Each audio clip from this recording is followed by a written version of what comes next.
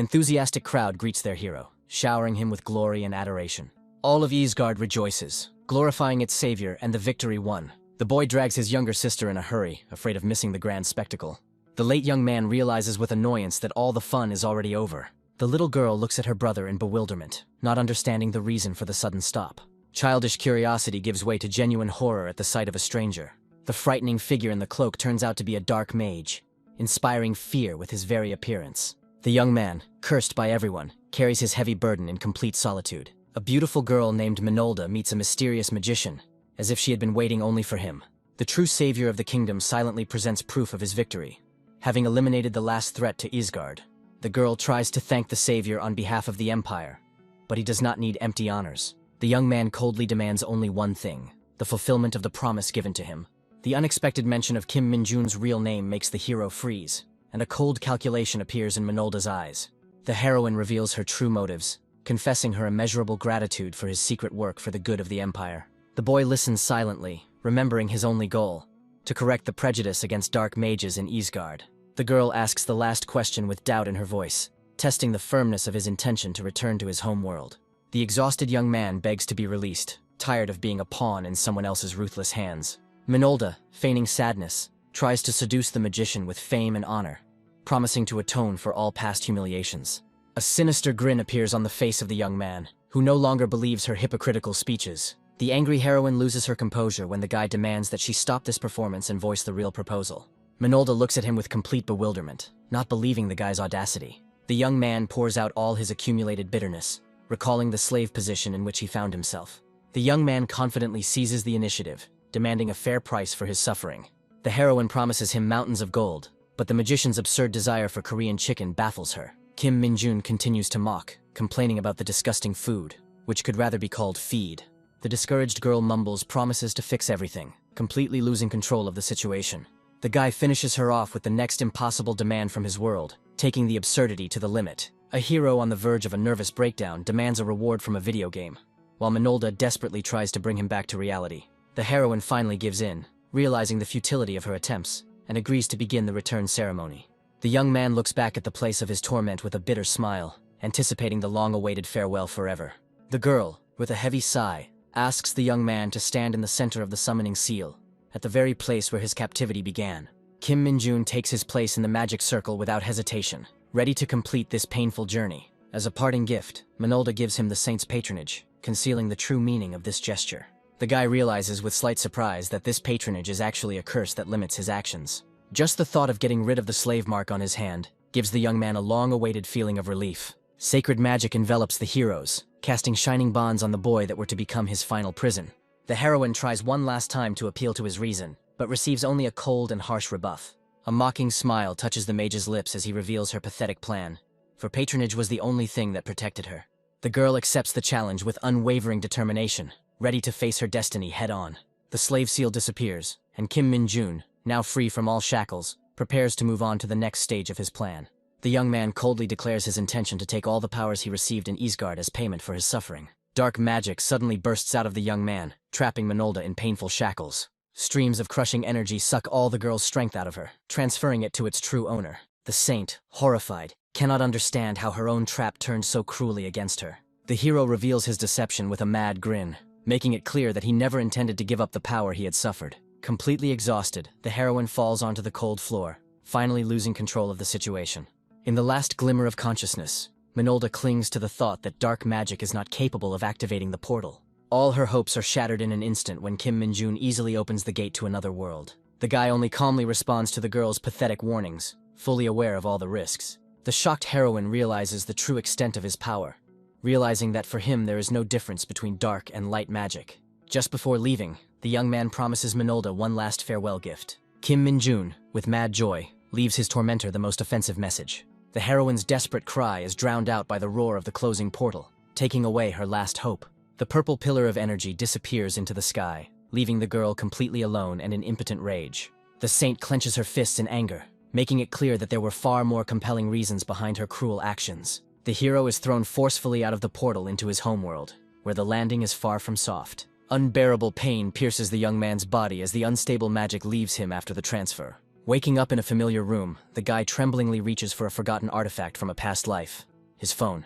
A young man picks up a smartphone with childish delight, rediscovering long-forgotten sensations. The screen lights up with his favorite game, and a happy smile of relief spreads across Kim Min-jun's face, finally returning home.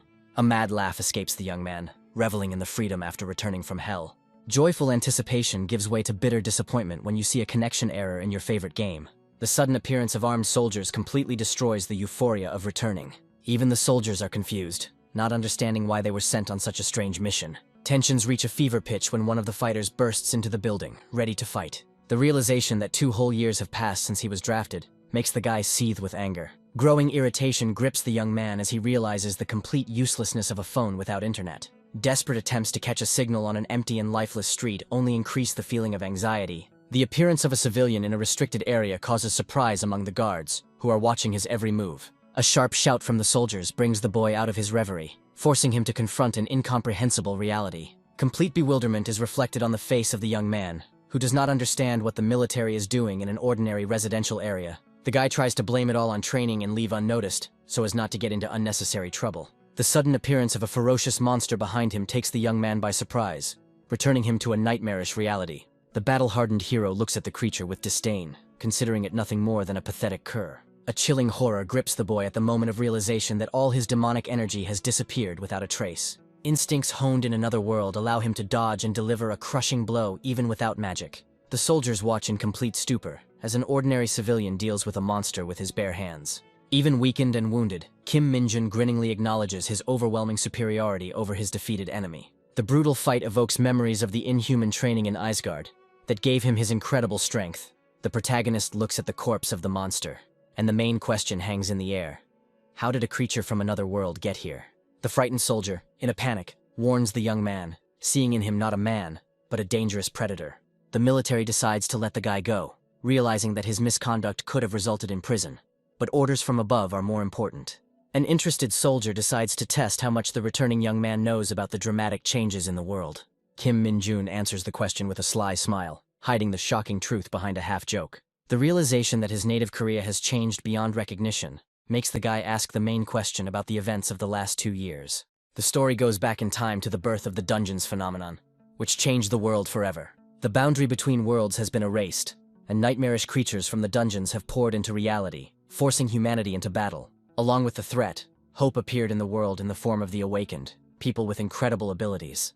These new heroes, possessing superhuman abilities, became the main weapon in the fight against monsters. To systematically combat the threat, an organization of hunters was created, uniting the strongest warriors of humanity. Bitter memories of the cursed saint take the young man back to a time when his world was still safe. All the pain and suffering seems pointless when the guy furiously realizes that even his favorite game is unavailable. The guy's complete ignorance of the world's chaos, coupled with his obsession with his phone, makes the driver increasingly suspicious. The memory of the young man's superhuman strength makes the soldier stay away, reinforcing his belief in his dark past. The young man's sharp and pragmatic questions about the state of the infrastructure and the fate of the people baffle the soldier. The soldier decides to enlighten the young man, mentioning that the study of monsters and dungeons has become a common university subject. Tensions mount as the soldier prepares to uncover the root cause of the world's dire state. The disaster began exactly 2 years ago, with a strange phenomenon that began to spread from the dungeons. Soon, dungeons began to appear more and more often, growing to frightening sizes right in the middle of cities.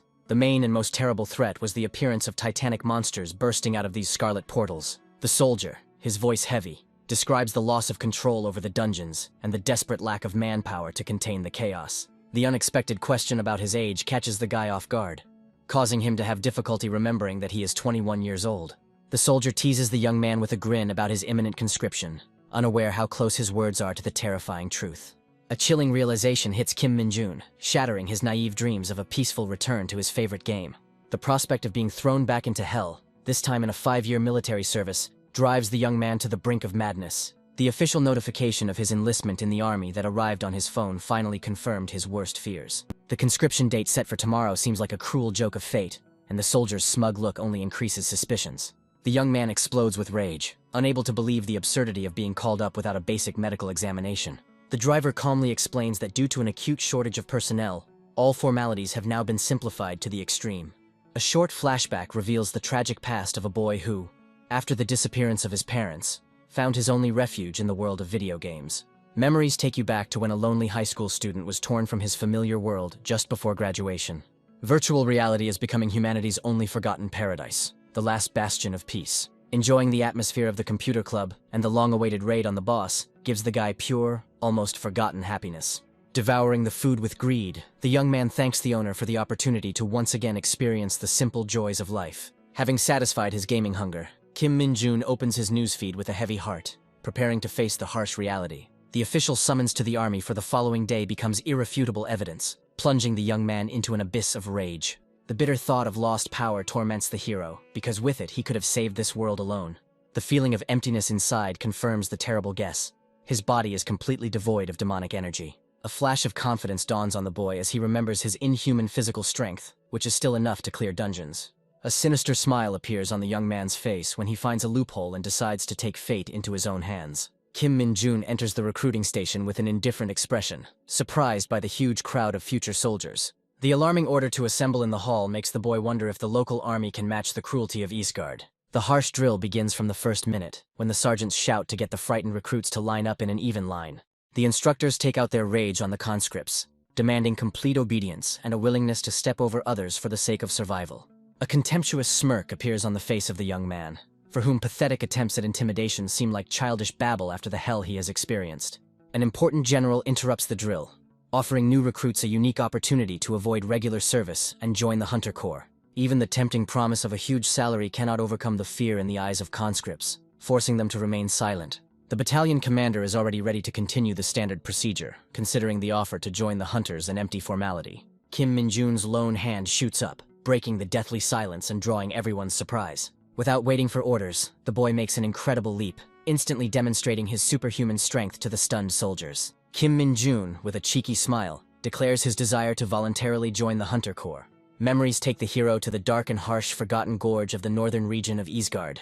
The endless and thankless work of the Dark Mage in this world seems like a real curse. The main weakness of this class is demonic energy, which is not naturally replenished. A wise mentor once discovered the only way to replenish strength, through endless hunting.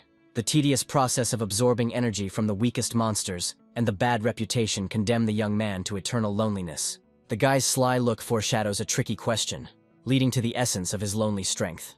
There is a bitter irony in the question addressed to the dead spiders, emphasizing the absolute loneliness in the midst of this hell. A young man with a cheeky grin challenges the dungeon's hidden boss, the giant Arachne, to battle. The unexpected response of a rational monster dying of boredom shatters all ideas about enemies in this world. The young man delivers his verdict with a sneer, leaving the monster no chance to understand. Arachne's devastating attack is shattered by an invisible barrier, and the guy doesn't even move from the spot. A flash of memory takes him back to the peak of the Dark Mage's power, when his only goal was victory at any cost. With a grateful smile, the boy accepts the offer, skillfully hiding his true nature and motives from the commander. The battalion commander's penetrating gaze tries to discern the true reasons for such enthusiasm in the recruit's eyes. With a disarming smile, the young man replies that his interest in the dungeons is caused only by the desire to help in difficult times. The commander's sincere laughter echoes throughout the office, as the boy's naive answer seems like just a funny joke to him. Behind the mask of indifference lies a cold irritation, because his words were perceived as another youthful bravado. The harsh reality of the new world is that control over all dungeons belongs to an elite corps of hunters. In this ruthless unit, only the strongest survive, as rank is earned not by length of service, but by proven strength in combat. Joining the Hunter Corps seems to be the only way to freely move through dungeons and clear them alone. In his dreams, the boy already sees himself as an all-powerful general, absorbing demonic energy and rapidly developing. Naive ambitions of clearing all the dungeons and achieving a high rank are dashed by the harsh reality and impossibility of such achievements. Despite this, the cunning plan to become a highly paid hero of society seems absolutely brilliant to the young man. Stern Sergeant Lee Seung-ho reports his arrival, ready to assess the potential of the unusual volunteer. The battalion commander, with a friendly smile, introduces to the sergeant the very volunteer who caused such a stir. Lee Seung-ho begins his assessment with professional interest, demanding that Kim Min-jun show all his characteristics. The sergeant's cold and demanding tone only evokes bewilderment and suspicion in the young man. Memories of the status system in Eastgard come to mind, recalling a simple interface with numerical indicators. With anticipation and a slight grin, the guy activates his status window, ready to surprise everyone with his hidden power. Lee Seung-ho eagerly demands a report, expecting to see the impressive stats of the potential hunter. Instead of the expected numbers, the sergeant sees only a system error, which leaves him completely perplexed. Lee Seung-ho, barely containing his anger, perceives what happened as blatant bullying on the part of the insolent volunteer. The action moves to the Hunter Corps Training Center, located somewhere in Gyeonggi-do. A thoughtful sergeant reminisces about the past, not expecting to meet here a man from distant and dark times. Hunter Song In-so appears at the door, his cold and distant demeanor immediately noticeable. The young man corrects the sergeant, modestly calling himself only a recruit, despite his famous name.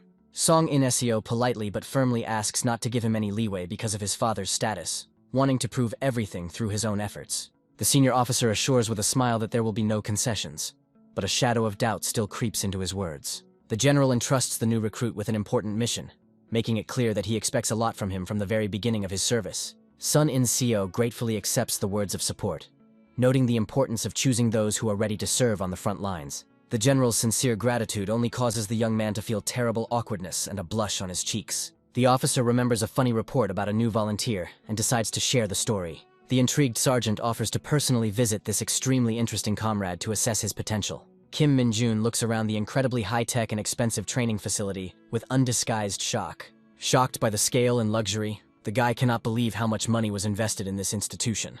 Lee Sung-ho immediately cools the recruit's ardor, reminding him that a decision on his enlistment has not yet been made. The sergeant makes it clear that a special case requires personal verification, and only an order from above forced him to appear here.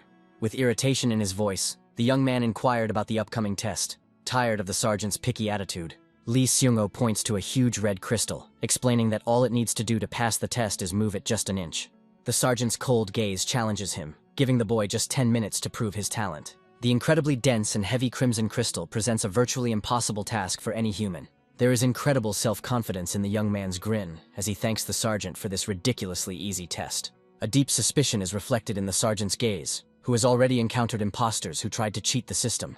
The memory of the incredible jump, combined with the error in the status window, only increases the sergeant's bewilderment and suspicion. The appearance of General Choi and Song In-seo on the observation deck ups the stakes, turning a simple test into a real spectacle. The general, with obvious interest, confirms the uniqueness of this case, where incredible physical strength is combined with an inexplicable error of status. An experienced commander, who has never encountered anything like this, places great hopes on this unique recruit. A sudden recognition pierces the young man at the sight of a monstrously heavy mineral, well known to him from the world of Isgard. A confident smirk appears in the reflection as the young man realizes that he is capable of easily breaking this crystal. Without a second thought, Kim Min-jun prepares to strike while Sergeant Lee Sung-ho watches skeptically from the side. A mad passion flares in the eyes of the guy, who puts into the blow not only strength, but also a desperate hope to find a source of energy. A single blow shatters the giant crystal into bloody fragments, leaving the onlookers in complete shock. A slight disappointment flashes across the young man's face as he realizes that his hopes for an easy source of power have not been realized. Grueling training begins on the first day, and every new recruit immediately realizes that the path to becoming a hunter will be unbearably difficult. A 4-week hellish marathon turns ordinary guys into killing machines, ready for real battles immediately after graduation. The endless staircase of 6,000 weighted steps becomes the first test of endurance, weeding out the weak from the very beginning. The ruthless instructor Lee Sung-ho, nicknamed the Devil, personally controls everyone, giving them no chance to take a break. Complete exhaustion was the expected outcome, but the reality turned out to be far more brutal than any recruit could have imagined. Among the exhausted crowd, only one madman stands out, who easily overcomes the test, causing shock and bewilderment among the others. An incredible lightness fills the young man's body as he effortlessly overcomes the grueling test, only dreaming of his former demonic strength. Even hellish training seems like child's play compared to Isgard, and a simple meal in the dining hall feels like a feast for the gods. The brutal daily routine leaves no time for rest, but one detail in it attracts the guy's special attention. The treasured line about free time becomes the only goal that gives the guy strength and makes him rush forward with new energy. The realization of all the benefits of service, training, food, money, and precious time for play fills the young man with pure delight. An inexplicable surge of strength makes the guy run even faster, leaving behind his exhausted comrades in complete bewilderment. The rookie's incredible speed shocks even the diabolical instructor who can't believe his eyes. Kim Min-jun reaches the top alone, easily completing the test that should have broken him. The incredible stopwatch result confirms the impossible. The test, designed to last 14 hours, was completed in a matter of minutes. The instructor's promise of a 30-minute pass seems ridiculous in the context of the hero's feat, who now eagerly awaits the announcement of his own time. The unprecedented 21-minute result will forever go down in history, forcing the instructor to doubt the reality of what was happening. The instructor's cold gaze reminds him that physical strength is nothing without the hunter's most important quality, the ability to react to monsters. The instructor's direct and piercing gaze promises Kim Minjun special attention and a merciless test of strength. Childish delight grips the new recruit, whose stamina stats have increased by just 1 point after the hellish training session. Complete bewilderment grips the young man, for whom the pitiful increase in characteristics by 1 seems a sign of his own weakness. Memory returns the hero to Isgard, where daily growth of characteristics was a natural result of inhuman training. Rumors of the boy's feat instantly spread among the recruits, causing envy and admiration, since getting a pass from Sergeant Lee was considered impossible. The friendly treatment of his comrades comes as a real shock to Kim Min-jun, who is completely unaccustomed to normal human communication. Dark memories of Isgard come to life, where the image of the dark mage evoked only superstitious horror, causing people to turn away from him. An unexpected invitation to the play area becomes the first step toward healing, causing the boy to realize with surprise that he is no longer an outcast. The guy panics and rushes from his seat upon hearing the news of the opening of the gaming zone, reproaching his friend for his criminal silence. The ticking clock reminds him of the need for sleep, and the young man sets himself the goal of getting at least 9 hours of sleep. Harsh memories of Isgard come alive, where even an hour of sleep under the watchful eye of a fearsome guard was considered an unimaginable luxury. The mad passion of the game completely consumes the young man, turning him into a possessed demon in front of the monitor screen. The merciless morning cross-country run, accompanied by the instructor's shouts, becomes a harsh reminder that any weakness is punishable by deprivation of breakfast. Kim Min-jun greets the new day with a dazzling smile, boasting that he managed to reach the maximum level 10 times overnight. The completely exhausted comrade looks at the young man in shock, unable to believe his monstrous endurance after a sleepless night. A playful offer of water turns into a cruel joke when the hero pours it on his comrade, admiring his monstrous resilience. The boy's inhuman energy turns him into a source of life for the entire squad, which now greedily reaches out to him, like chicks to their mother. The angry lieutenant delivers a crushing verdict, calling the recruits the most talentless squad in history, and plunging them into the abyss of despair. The cruel prophecy of the death of half the squad becomes a chilling blow of reality for the recruits. The lieutenant angrily announces the final stage, a deadly dungeon adaptation training. The existence of mysterious, never-disappearing dungeons becomes a new, unknown threat to all of humanity. These unique dungeons are constantly changing their structure, turning into the perfect testing ground for survival. The marked map becomes a harbinger of the final test in the heart of this living labyrinth. The realization of the inevitability of deadly training plunges the entire squad into an abyss of animal terror. The officer watches the recruits' fear with a devilish grin, considering it fuel for survival. The instructor's ruthless philosophy compares recruits to racehorses requiring a whip. The commander skillfully uses the carrot, promising salvation to those who show ingenuity in the coming hell. The incredible reward ignites a spark of wild hope and fierce determination in the eyes of the doomed recruits. The lieutenant furiously promises a 3-day leave to the winner, igniting the recruits' thirst for blood. Among the faces frozen in fear, only Kim Min-jun beams with delight, anticipating the coming battle. An ominous blue portal into the dungeon becomes a gateway to hell for unsuspecting recruits. Naive assumptions about camping are replaced by horror at the sight of an approaching military truck. A cruel reality falls upon the recruits, who are mercilessly thrown into the dungeon. The sudden appearance of a truck in this strange place only causes bewilderment among the stunned guys. The ferocious hounds locked in a cage become the first harbinger of the mortal danger of this place. Animal terror paralyzes the squad at the sight of real monsters out on a bloody hunt. Only the young man who has passed through Asgard looks at them with disdain, comparing them to harmless lapdogs. The instructor confirms their worst fears, declaring that these are the very creatures they will have to fight. The lieutenant sets strict limits: defeat the hound within an hour, or forget about returning forever. The stern order to fight to the end, using all one's resources, sounds like a death sentence for new recruits. The instructor, with cold calm, orders the recruits to get their only protection before the fight. The exclusive and extremely heavy protective suit becomes the first real test of durability. Clumsy and ineffective armor only causes confusion and doubts about its reliability among new recruits. The disgusting aura and the smell of sweat from the old armor make Kim Min-jun feel disgusted. The young man's impudent question about the possibility of removing his armor after a quick victory infuriates the lieutenant. The cunning officer reminds that this is a team exercise, and it will not be possible to surpass everyone alone. The realization that they need to work together sends the squad into a panic, as they have no plan. Only the guy who has been through hell remains calm, because for him the task seems ridiculously simple. Kim Min-jun confidently takes command, offering his comrades his brilliant plan.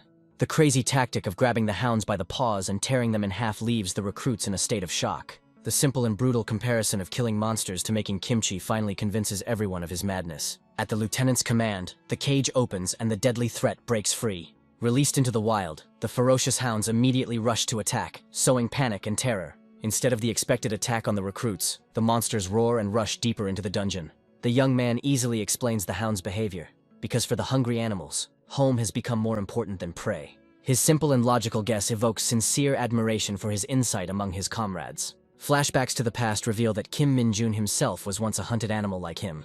The lieutenant's angry shout cuts short the fun, reminding them that any mistake in this place is punishable by death. The lieutenant delivers his verdict as he sends the first team of recruits into mortal danger. Urged on by the shouts of their instructors, the 4 doomed recruits slowly make their way towards the portal. Kim Min-jun's calm in the face of danger seems like madness to his comrades. The officer gives the order to begin the training, reminding about the need for constant monitoring and readiness for evacuation. The instructors, hidden inside the dungeon, acknowledge receipt of the order, ready to observe. A view from above reveals the fragility of new recruits in the face of a hostile and changing world. The corporal's report confirms the detachment's arrival, but the underlying alarm in his voice betrays something more. The presence of that same jerk, Kim Min-jun, on the team becomes the main topic of discussion among the instructors. A recruit who shows the most outstanding results becomes the object of special and close attention. The main question hangs in the air. Will this phenomenal young man be able to prove himself in a real fight? A slight smile touches the lips of the young man, who senses the approach of impatient enemies. The knowledge that an easy victory would deprive his comrades of experience makes the boy restrain his true strength. Kim Min-jun is the first to notice the hounds approaching, warning the unsuspecting recruits. The sudden appearance of monsters causes panic, but the young man tries to calm his comrades, reminding them about the armor. The young man steps forward without fear, taking on the role of leader and challenging the ferocious creatures. Having deftly dodged the first attack, the hero easily parries the attack of the enraged hound. His contemptuous look and calm tone betray his complete superiority over the pathetic cur. The crushing blow sends the monster flying, demonstrating the boy's incredible physical strength.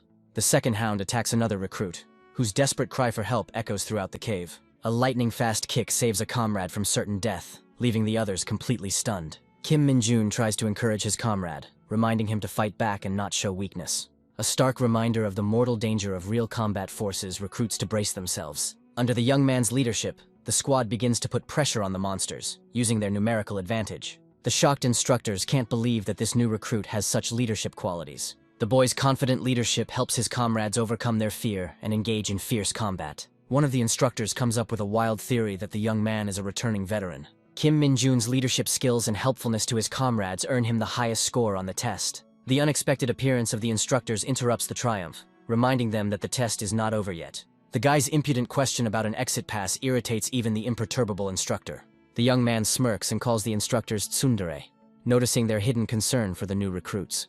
A powerful tremor runs through the dungeon, foreshadowing an imminent and terrible transformation. The sudden disappearance of the portal plunges instructors and recruits into a state of shock and panic. The corporal, in horror, tries to contact the outside world, realizing the seriousness of the situation. While his comrades panic and suspect an earthquake, Kim Min-jun maintains an icy calm. An experienced young man immediately recognizes the nature of the cataclysm. It is a transformation, a change in the structure of the dungeon. The comrades' frightened question about what will happen next remains unanswered, increasing the general fear. The only exit from the dungeon begins to close, cutting off the recruits' path to salvation. The realization that they are trapped sends chills of horror through even the most seasoned hero. Panic grips the instructors, who cannot understand the reason for such a rapid and unpredictable transformation.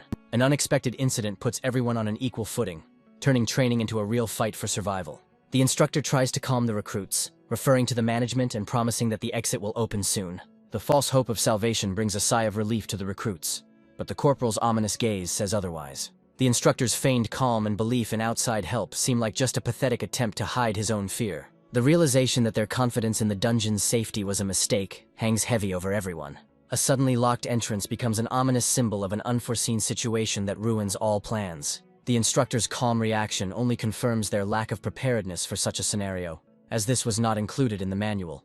Kim Min-jun realizes that turning into a closed dungeon makes it much more difficult to complete than he expected. Despite the worst possible scenario, 2 instructors remain the only hope for salvation. The corporal's guess about the dungeon being turned into a confined space leaves his partner in a state of shock. Panic grips the second instructor, who cannot believe such a terrifying and unforeseen situation. The corporal's explanation reveals 2 possible reasons for the exit's disappearance, dispersal, or transformation. The second case, a closed dungeon, means that the gates slammed shut immediately after they entered. The chain of logic closes, and it becomes clear that their training ground has become a death trap. The only way to escape from the closed dungeon is to destroy all the monsters, including the boss. The realization that they are left alone, without the slightest chance of outside help, comes as a crushing blow. 6 people, including 4 inexperienced recruits, find themselves trapped in a deadly trap. The revelation of the truth puts everyone on guard, because now every step could be their last. The corporal despairs at their helplessness, because without equipment even the instructors will not be able to fight back. Unarmed and vulnerable, it would take them forever to deal with even the weakest goblins. The only realistic plan for survival becomes something that makes the instructor turn around. The only solution is to use protective suits for recruits, despite their inconvenience. The plan is simple. Use the recruits as live bait while the instructors destroy the monsters. The heavy realization that he will have to sacrifice the children who have trusted him weighs on the corporal's conscience. Rejecting the inhumane plan, the instructor decides to move forward, not wanting to use the boys as a shield.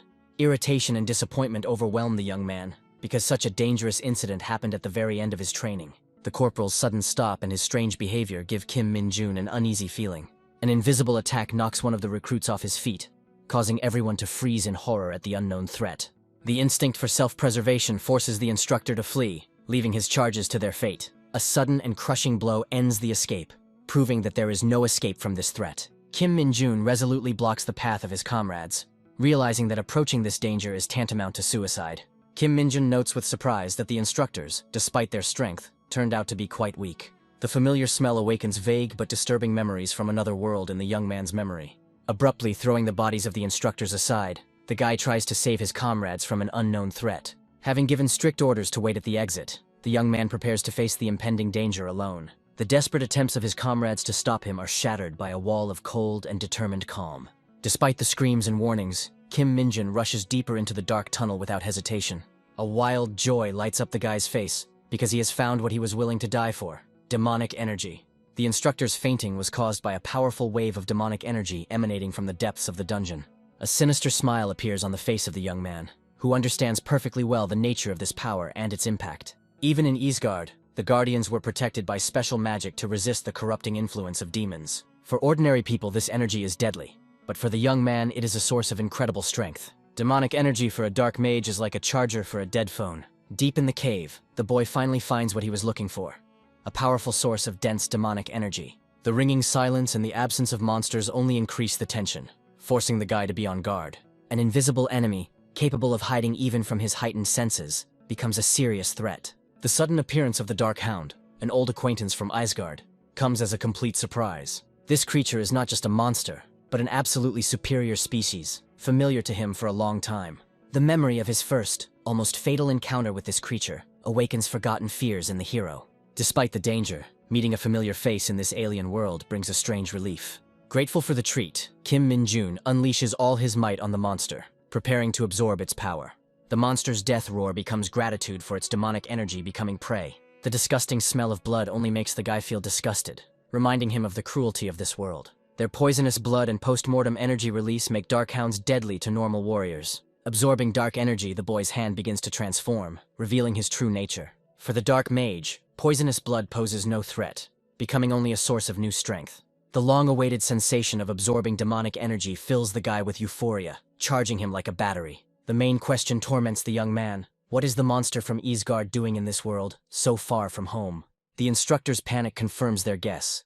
This is the first time a monster with demonic energy has appeared on Earth. The ability to travel between dimensions is only possible for the greatest magicians, or those who possess divine powers. This ability is not for everyone, and behind the appearance of the Hound is someone much more powerful. The anxious thoughts about Dark Hound's debut in Korea force the guy to put aside unnecessary thoughts. While searching for a corpse for a report, the young man is surprised to discover that there is no trace left of the monster. Hope sparks in the recruit's eyes as one of the instructors begins to come to his senses. The recruit's sudden cry makes the instructor, who has just woken up, jump to his feet in panic. The realization that they are left alone, without protection, plunges the instructors into a state of shock. The news that Kim Min-jun went deep into the dungeon alone enrages everyone. The recruit's crazy act causes the instructor to become angry and despairing.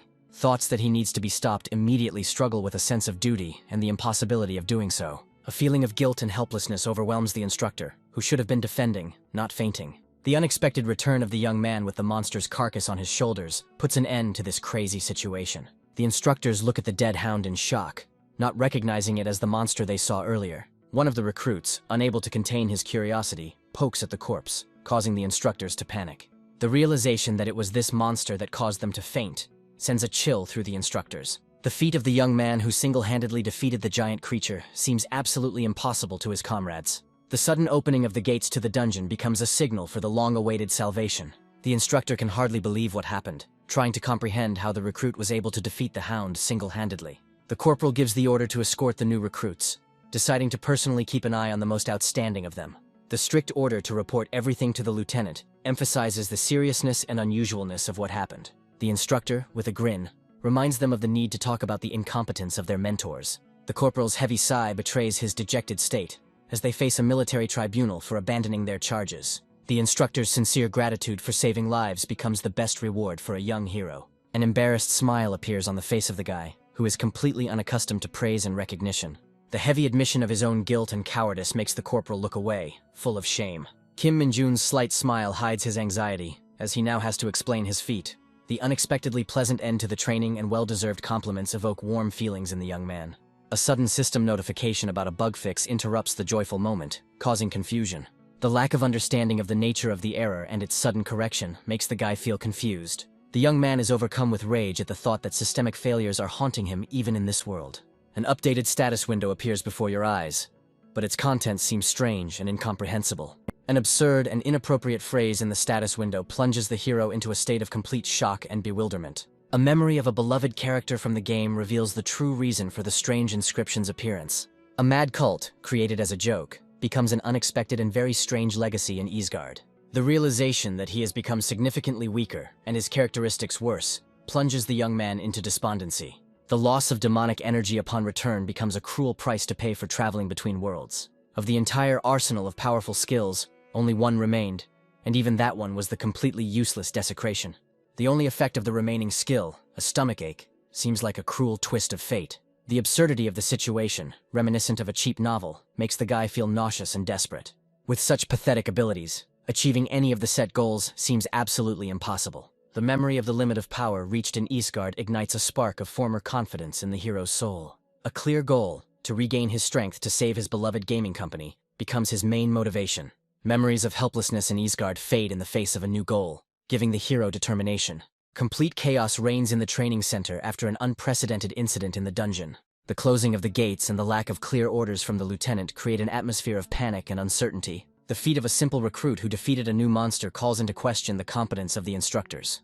A series of incredible events forces the command to postpone the assignment of ranks and enter a waiting mode. The recruits' indignation grows as the incident turns their last week of freedom into torture. Rumors of Kim Min-jun's feat instantly spread throughout the barracks, causing admiration in some and distrust in others. Promoted to private, Kim Min-jun reports his arrival to the lieutenant with dignity. The officer's friendly greeting and the other soldiers' humiliating bow create a tense atmosphere. The lieutenant lets the private go with a smile, making it clear that a special and very difficult future awaits him. Another private's ingratiating attempt to curry favor with the lieutenant only makes the officer laugh. An unexpected call to the office interrupts the idle chatter, causing Kim Min-jun to tense up. Achieving the highest score on the tests opens up a special offer from the high command for the young man. The realization that he has a true gem in front of him fills the general with genuine admiration. Compared to Kim Min-jun's incredible talent, everyone else seems like just gray and ordinary chickens.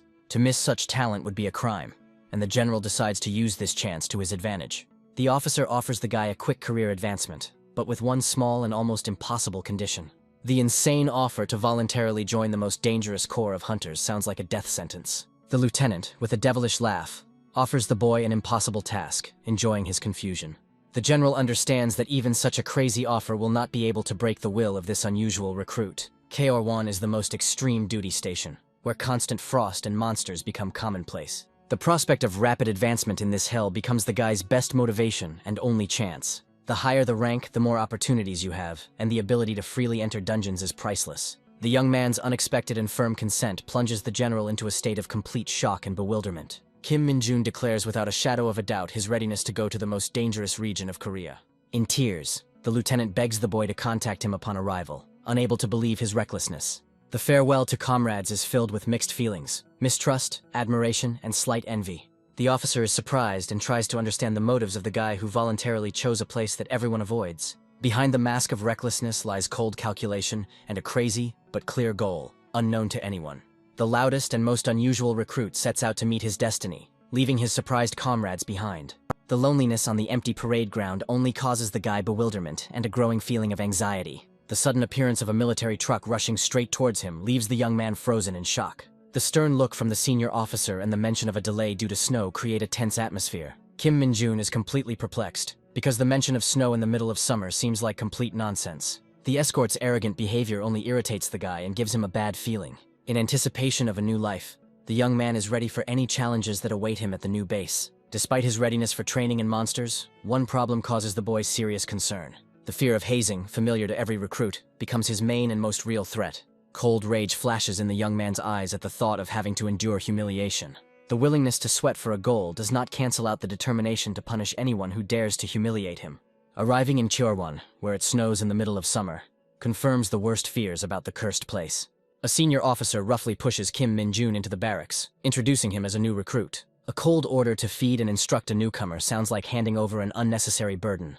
The appearance of a new soldier causes unhealthy excitement and curiosity among the old-timers. Rumors of Kim Min-jun's feat have preceded him, and now he is a legendary super soldier who defeated the Hound. The disdainful attitude and the order to unpack the newcomer's things immediately make it clear that hazing is held in high esteem here. Bewilderment and disgust are reflected on the young man's face when he realizes that these two are the alphas of his corps. The look of the old-timers, full of joyful anticipation, turns him into a new toy for bullying. The question of why such a talented fighter ended up here, and not on the front lines, sounds like a clear mockery. A cold and calculating answer about seeking experience and a quick promotion only reinforces their opinion of his madness. The cold thought that his talent could become the cause of further bullying flashes through his mind. To avoid ridicule, the young man decides to demonstrate something simple but impressive: one-finger push-ups. The contemptuous laughter of the old-timers only provokes the guy, who is ready to prove his superiority. An incredible one-finger handstand, executed with perfect balance, leaves onlookers in shock. Complete bewilderment is reflected on the faces of the grandfathers, who cannot believe what they see. Continuing to do push-ups, Kim Min-jun easily proves that nothing is impossible for him. The sudden appearance of an ominous figure behind him interrupts the demonstration, causing the guy to freeze. The frightened cries of the old-timers reveal their fear of the one they considered their victim. The appearance of Sergeant Lee Sung-ho, their former instructor, becomes a real nightmare for the grandfathers. The sergeant's icy disdain and his caustic remarks finally break their fighting spirit. The grandfather's humiliating retreat under a hail of insults from the sergeant becomes a bitter lesson for them. Relief from the departure of the annoying old-timers is mixed with irritation from their stupidity. An educational video about volcanic dungeons becomes the first step into a new, dangerous reality. The realization that even in the cramped barracks there is a strict hierarchy leaves the guy perplexed. The sergeant's order to appoint Lee Dong-jin as Kim Min-jun's mentor comes as a complete surprise to both of them. An awkward introduction to his new senior Lee Dong-jin takes place in a tense atmosphere. The incredible news about a special permit to visit the store causes shock and envy in the elder. Lee Dong-jin's generosity in offering to buy him anything he wants makes the young man doubt his intentions. The kindness and simplicity of his older comrade evokes sincere admiration and surprise in Kim Min-jun. The huge bill of 300,000 won makes the guy freeze in horror, while Lee Dong-jin hands over the card with a smile. While enjoying the forbidden delicacies, Lee Dong-jin explains that such luxury is only available with a special permit. The strict hierarchy deprives ordinary people of even the simplest joys, such as going to the gym or playing games. The realization that only corporals have access to the game rooms enrages Kim Min-jun. Lee Dong-jin accepts the injustice of the system with philosophical calm, advising people to simply get used to it. The desperate question of whether this can be fixed makes the older comrade freeze for a moment. The only path to freedom is to rise to the rank of corporal, but even that seems like a nearly impossible task. Growing irritation grips the young man, who cannot come to terms with the thought of slow promotion. Lee Dong-jin's story about failing the sergeant's exam for 3 years only confirms the hopelessness of the situation. Sincere gratitude for the support is mixed with the desire to quickly eat and forget about problems. The sudden appearance of new veterans interrupts the meal, foreshadowing new troubles and bullying. A brazen invitation to join the meal becomes the first step in establishing dominance. The unexpected appearance interrupts the conversation, causing Kim Min-jun to tense up in anticipation. Brutal intervention and death threats during shooting immediately show who is in charge. Lee Dong-jin's nervous laughter and attempts to smooth things over only highlight his helplessness. The smug old-timer begins to doubt whether he went too far with his threats. The young man's icy calm and his unwillingness to tolerate humiliation force him to resort to hidden power. An invisible attack of dark energy causes the bully to spit out everything he ate, leaving him in shock. Complete bewilderment is reflected on the face of the veteran, who cannot understand the reason for the sudden nausea. Panic grips the grandfather when he begins to suspect that someone is trying to poison him. Realizing that something is fishy, the hooligan runs away in terror, leaving behind a trail of panic and bewilderment. A painful stomach ache makes the bully question the usefulness of even the most useless skills. Shifting his attention, Kim Min-jun curiously asks Lee Dong-jin about the upcoming shooting. The senior comrade explains that the Hunter Corps uses bullets that are much more powerful than those used in training. Comparing training cartridges with ponies clearly shows the difference in power and recoil. Live ammunition, like a wild stallion, requires not only strength from the shooter, but also incredible skill. Lee Dong-jin encourages a newcomer by explaining the importance of firepower in a world teeming with monsters. The comparison with a wild stallion seems surprisingly accurate and apt to Kim Min-jun after what he experienced. Memories of the weapon from Isgard, comparable in power to an elephant, evoke in the boy a bitter feeling of loss. A predatory anticipation lights up the face of the young man, who is eagerly awaiting tomorrow's shooting. The tense silence of the shooting range is interrupted by gunshots, and each soldier tries to show his best performance. Even a single miss seems like a disappointing setback compared to the otherwise near-perfect shooting. The shocked instructor announces a nearly flawless result, not believing in the accuracy of his own subordinate. A smug grin appears on Kim Min-jun's face, easily dispelling any doubts about his skill. Even the bully's best result of 14 hits pales in comparison to the rookie's incredible skill. Rumors about the recruit's elite past are confirmed, causing genuine surprise among the officers. The simple answer that he was taught that way sounds like a mockery to those who went through the same training. Official praise from a stern instructor becomes the highest recognition of the young man's talent. The instructor eagerly awaits the special training, anticipating seeing the true potential of this phenomenon. The upcoming special training becomes just an excuse for more bullying and entertainment for the veterans. The slight regret of his comrades over a single miss only underlines the incredible level of skill of Kim Min-jun. Burning with curiosity, Kim Min-jun asks Lee Dong-jin about the details of special shooting training. The older comrade explains that due to the young man's exceptional skills, he does not need to undergo adaptation. The training involves teamwork, with 2 fighters tasked with clearing the training center of monsters. Despite its apparent simplicity, fighting moving targets requires coordination and quick reactions. The main complication is civilian targets, hitting which means automatic failure. The management's encouraging words about the situation being under control do not sound very convincing. The prospect of fighting living monsters fills the guy not with fear, but with a wild excitement and anticipation. An ordinary lunch in the canteen becomes an opportunity to discuss the incredible skills of a new comrade.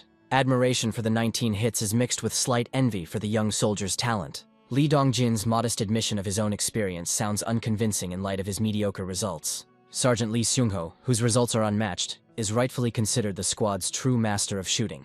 The realization of his superiority and #1 status makes Kim Min-jun smile slightly. Friendly praise from an older comrade makes a pleasant end to a conversation about shooting. The question of why only 2 people are sent on such an important mission remains unanswered. Lee Dong-jin explains that the team's composition is determined by management and is not subject to discussion. Rumors that the distribution takes place through a children's game seem completely absurd.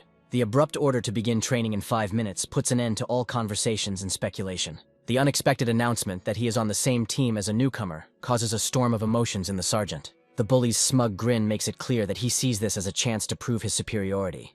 The realization that his partner is that same bully does not bode well for Kim Min-jun. A mocking offer to improve the average clear time becomes a direct challenge for Kim Min-jun. The sergeant's sinister grin and his threat make it clear that this will be a life-or-death competition. The provocative question about losing confidence only adds fuel to the fire, forcing the young man to collect his thoughts. Kim Min-jun's icy calm and subtle smile suggest he's ready to take on this challenge. A harsh ultimatum and the threat of death in case of loss ultimately turn the training into a deadly duel. The sergeant's attention is drawn to another team, and he gives the order to observe their actions. Before the test begins, the instructor requires a report from trained shooters ready for combat. 2 confident sergeants report for duty, unaware of what awaits them. The training begins with the division of teams, who descend into the underground complex in separate elevators. Initially intended as tactical training, the exercise quickly turns into a brutal competition. In reality, it becomes a race for survival, where each soldier fights not only against monsters, but also against time. The main goal is to complete the test as quickly and accurately as possible, destroying all targets in your path. The final chord is pressing the red button, symbolizing victory over the opponent. The size of the markers on the radar directly depends on the danger of the monster, which adds an element of strategy. The mocking warning of what he's getting into sounds like a last-ditch attempt at intimidation. The random selection of monsters in each room turns the clearing into a real Russian roulette. The inability to predict the enemy forces every fighter to be in a state of constant tension and readiness. The sudden appearance of a fanged toad, a dangerous and unpredictable monster, becomes the first serious test.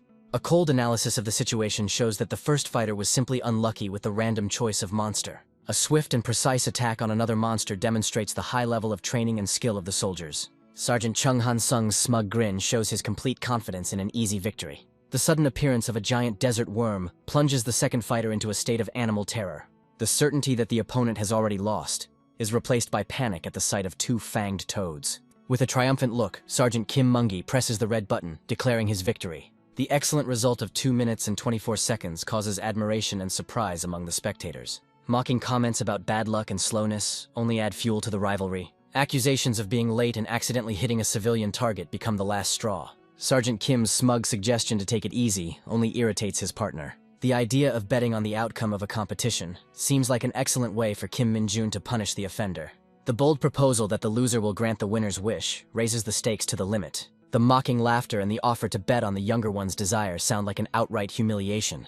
The sergeant's only wish, 3 months' salary of the loser, reveals his true mercantile nature. The disdainful thought that his rival only wants money only strengthens Kim Min-jun's resolve. With cold confidence, the young man accepts the bet, ready to put his 3 months' salary on the line. The instructor's sharp order to prepare the next group interrupts the tense duel of glances. Before the test begins, the officer gives one last chance to speak, but both fighters are ready to fight. A firm no sounds like an oath confirming their readiness for a deadly competition. The command becomes the signal for the start of a race where not only honor, but also money is at stake. The realization that he fell for a cheap provocation comes to Kim Min-jun too late. Immaturity and inability to control anger when provoked become his main weakness. Doubts about whether the private can defeat the sergeant are mixed with anxiety for his survival. The shocked gazes of the onlookers are glued to the screen, where something unexpected is unfolding. A sudden tremor and vibration causes everyone to freeze in anticipation, sensing an impending disaster. An ominous feeling of the enemy's proximity forces Kim Min-jun to prepare for battle without waiting for orders. A giant monster that appears out of nowhere terrifies even a battle-hardened soldier. The disgusting scene of one monster devouring another leaves the young man in shock and bewilderment. The incredible speed and power of the monster, cutting down everything in its path, leaves no chance of salvation. Thoughts of fried chicken become the guy's only escape from the terrifying reality. The presence of a civilian target becomes the main problem, since an accidental hit means failure. The crazy thought that this runt is deliberately causing trouble just to interfere flashes through my head. A crushing blow knocks out the monster, demonstrating the incredible power of the hidden skill. Having subdued the creature, the young man, with a cold grin, prepares to deliver the decisive and final blow. A huge monster with a giant sword becomes a new, even more terrifying enemy. The onlookers are shocked and try to understand what is happening, as the recruit is still in combat. The experienced instructor immediately recognizes the new monster as a Cyclops, one of the most dangerous creatures. The nickname Demon Devourer and the ability to regenerate make this monster practically invulnerable. The strange behavior of Cyclops, who does not attack, but only makes a scene, arouses the instructor's suspicions. The smug smile on Kim Min-jun's face becomes the answer to the question about the reason for the monster's rage. With an incredible leap, the young man rushes straight towards the giant enemy, ready for the decisive battle. The activity and recklessness of this son of a bitch evoke mixed feelings of shock and admiration in observers. A mad grin appears on the face of a guy who prefers action to talking. A series of accurate shots to the monster's head proves that this is, after all, marksmanship training. Having evaded a deadly attack, Sergeant Kim Gwon-sik prepares for the next stage. Noticing the vulnerability in the monster's eye, Kim Min-jun realizes it's time to end this fight. The guy's incredible precision and composure leave observers shocked and perplexed. A sudden and deadly sword strike nearly ends the young man's life, causing him to freeze. A crushing uppercut sends the giant monster flying, demonstrating inhuman strength. The realization that he was deceived about the monster's strength only irritates the guy. The awakened demonic energy envelops the young man, who senses its presence in his enemy. The realization of his own guilt makes the instructor understand that firearms are useless here. Their only hope of survival is to hold out until help arrives, but time is against them. The confidence that he will complete it in a minute and a half speaks of complete control over the situation. The smug thoughts of an easy victory and a future salary completely blind the sergeant. Dreams of how he will spend the money he won on vacation make him forget about caution. The unexpected appearance of a rival at the finish line plunges the sergeant into a state of complete shock. With a mocking grin, Kim Min-jun presses the red button, declaring his victory. A cry of despair escapes the loser, who cannot believe such a humiliating defeat. The carelessly discarded corpse of the monster becomes the final touch in this picture of absolute triumph. Cheers greet the winners as they emerge from the training center. The incredible news that a private single-handedly defeated a plump Cyclops seems like an accident to everyone. Lee Dongjin's thoughtful question about his comrade's condition shows his genuine concern. The caustic reply that he won thanks to the sergeant's training sounds like an outright mockery. The reminder of the bet made and the newcomer's undisputed victory makes the loser boil with anger. The sergeant's desperate attempt to cancel the bet due to an unfair victory looks pathetic and unconvincing. The sergeant's indignation at the fact that he, an experienced fighter, could not finish later than a newbie, only evokes laughter. An analysis of the situation shows that the sergeant defeated 2 monsters, while the rookie only encountered 1. The sergeant's furious cry that he only had to face 1 monster seems unfair to him. The accusations of foul play and the demand that Lee Dongjin prove it puts him in an awkward position. The threat of violence forces Lee Dongjin to frantically search for an excuse to save his skin. The memory of Cyclops' unexpected appearance and his defeat with a fist makes the sergeant fall silent. The sergeant's rude behavior towards Lee Dongjin only evokes contempt from the observing Sergeant Lee Sung-ho. Kim Min-jun's cold voice reminds him that even a mutated Cyclops is no excuse for defeat. The sudden appearance of Sergeant Lee Sung-ho leaves everyone frozen in anticipation of the inevitable reprisal. The mocking question about whether the sergeant is bragging about his rank to his juniors sounds like a slap in the face. The direct accusation that he is the one flaunting his rank leaves the bully speechless. The sergeant's clumsy attempt to turn everything into a joke only emphasizes his cowardice and insignificance. Lee Sung-ho's icy calm and his words about the inevitability of what was happening did not bode well for the bully. The idea of stubborn sheep becoming obedient under pressure from their superiors makes Kim Min-jun chuckle. The sergeant's nervous laughter and denials show that the lesson has been learned, and he will no longer dare to humiliate his juniors. The cold confidence in Lee Sung-ho's gaze suggests that order has been restored, and that it must always be that way. The talk of a promotion reminds Lee Dongjin that a special occasion could speed up his advancement. The early promotion system, cancelled due to an accident, left Sergeant Lee Seung-ho as the last lucky one. Despite the abolition of the system, exceptions remain. The rescue of civilians or outstanding success in hunting. The subjectivity of assessing outstanding achievements makes this path to promotion almost unrealistic and very risky. Knowing that the commander always has the final say doesn't leave Lee Dongjin with much hope. The desperate desire to get a promotion competes with the reluctance to endanger civilians. Just 2 days as a private feels like an eternity to someone who so desperately wants a promotion. A sudden emergency alarm interrupts the dull thoughts, announcing a new threat. His comrade's panicked cry makes Kim Min-jun realize the seriousness of the situation. Medium-sized bats, while not dangerous individually, pose a deadly threat in large groups. The ability to spew fireballs makes these creatures especially dangerous near flammable objects. The appearance of monsters at the fuel depot means imminent disaster for the entire military camp. Fear of an attack and a possible explosion causes one of the soldiers to raise his weapon in panic. The reasonable suggestion to wait for reinforcements and the installation of a protective dome sounds like the only correct solution. The terrifying thought that monsters might attack before help arrives sends chills down everyone's spine. The terrifying image of a nuclear explosion capable of wiping out the entire camp is becoming a reality. Helplessness and despair overwhelm the soldiers at the sight of a huge flock of bats ready to attack. The unexpected appearance of a newcomer from the second company comes as a complete surprise to everyone. The confident and calm appearance of the young man without equipment only causes bewilderment and fear among his comrades. For Kim Min-jun, this mortal threat is just a precious opportunity that could help him get promoted. The desire to gain all the experience alone makes the private forget about fear and rush into battle. The awakened demonic energy attracts a flock of monsters to itself like moths to a flame. The bustling preparations for installing the protective dome are interrupted by a sudden and frightening silence. The bewilderment on the soldiers' faces gives way to horror at the sight of what is happening on the battlefield. Sergeant Lee Sung-ho's furious shout makes everyone freeze, not understanding the reason for his anger. It's an incredible sight to see Private Kim Min-jun single-handedly holding back an entire horde of monsters. The accusation of inaction and the panicked cry for help sound like a slap in the face to the numb soldiers. Easily tearing apart monsters with his bare hands, the guy demonstrates his inhuman strength. The senselessness and ineffectiveness of this method of struggle force him to look for another solution. The panicked cry of a comrade about not having a bulletproof vest sounds like a death sentence in this mortal combat. The contemptuous smirk and the words about all the monsters belonging to him reveal his true nature. A new surge of demonic energy transforms him into a true demon, ready for a bloody harvest. A sudden attack of abdominal pain becomes a cruel and untimely retribution for Sergeant Lee Sung-ho. The suggestion to postpone the fight for a minute because of pain sounds like an absurd and inappropriate joke. Gathering his will into a fist, the sergeant unleashes his hidden power, turning an ordinary pole into a stun gun. With a cry, he rushes into the thick of the battle, ready to prove his skill. With a crazy grin, Sergeant Lee Sung-ho single-handedly holds off the pack, enjoying the battle. His incredible power and skill easily overwhelms all average bats. The appearance of a giant bat leaves the soldiers installing the dome in a state of shock. The giant monster's furious roar and fiery breath foreshadow a new, even more terrible threat. A desperate order to open fire, despite the proximity of a fuel depot, sounds like a death sentence. The crazy grin and the words about playing with fire leading to no good only emphasize his superiority. Easily parrying the attack, the young man reminds the monster that he who plays with fire will get burned himself. An incredible leap and a powerful lightning strike plunge the watching soldiers into a state of complete stupor. The final preparations for activating the protective dome are taking place in a tense and hectic atmosphere. Activating the dome and ordering the collection of monster corpses signals the end of the battle.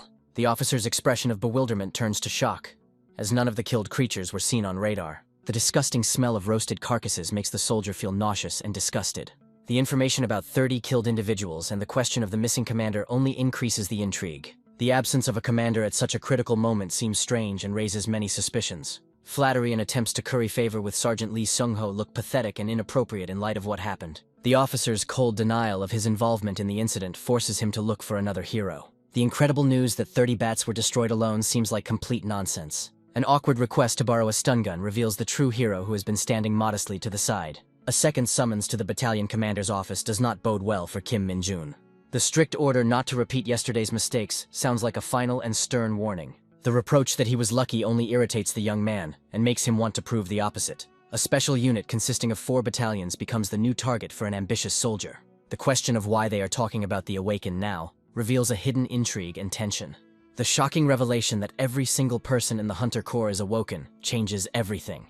Not all Awakened fight on the front lines. Many hold administrative and research positions. Advancement within the Hunter Corps is based solely on personal achievement and skill, not length of service. Kim Min-jun is overcome with irritation from the useless lecture and the unfulfilled hopes for good news. The mocking comment that he had hoped for something more after being summoned to the commander sounds like a reproach.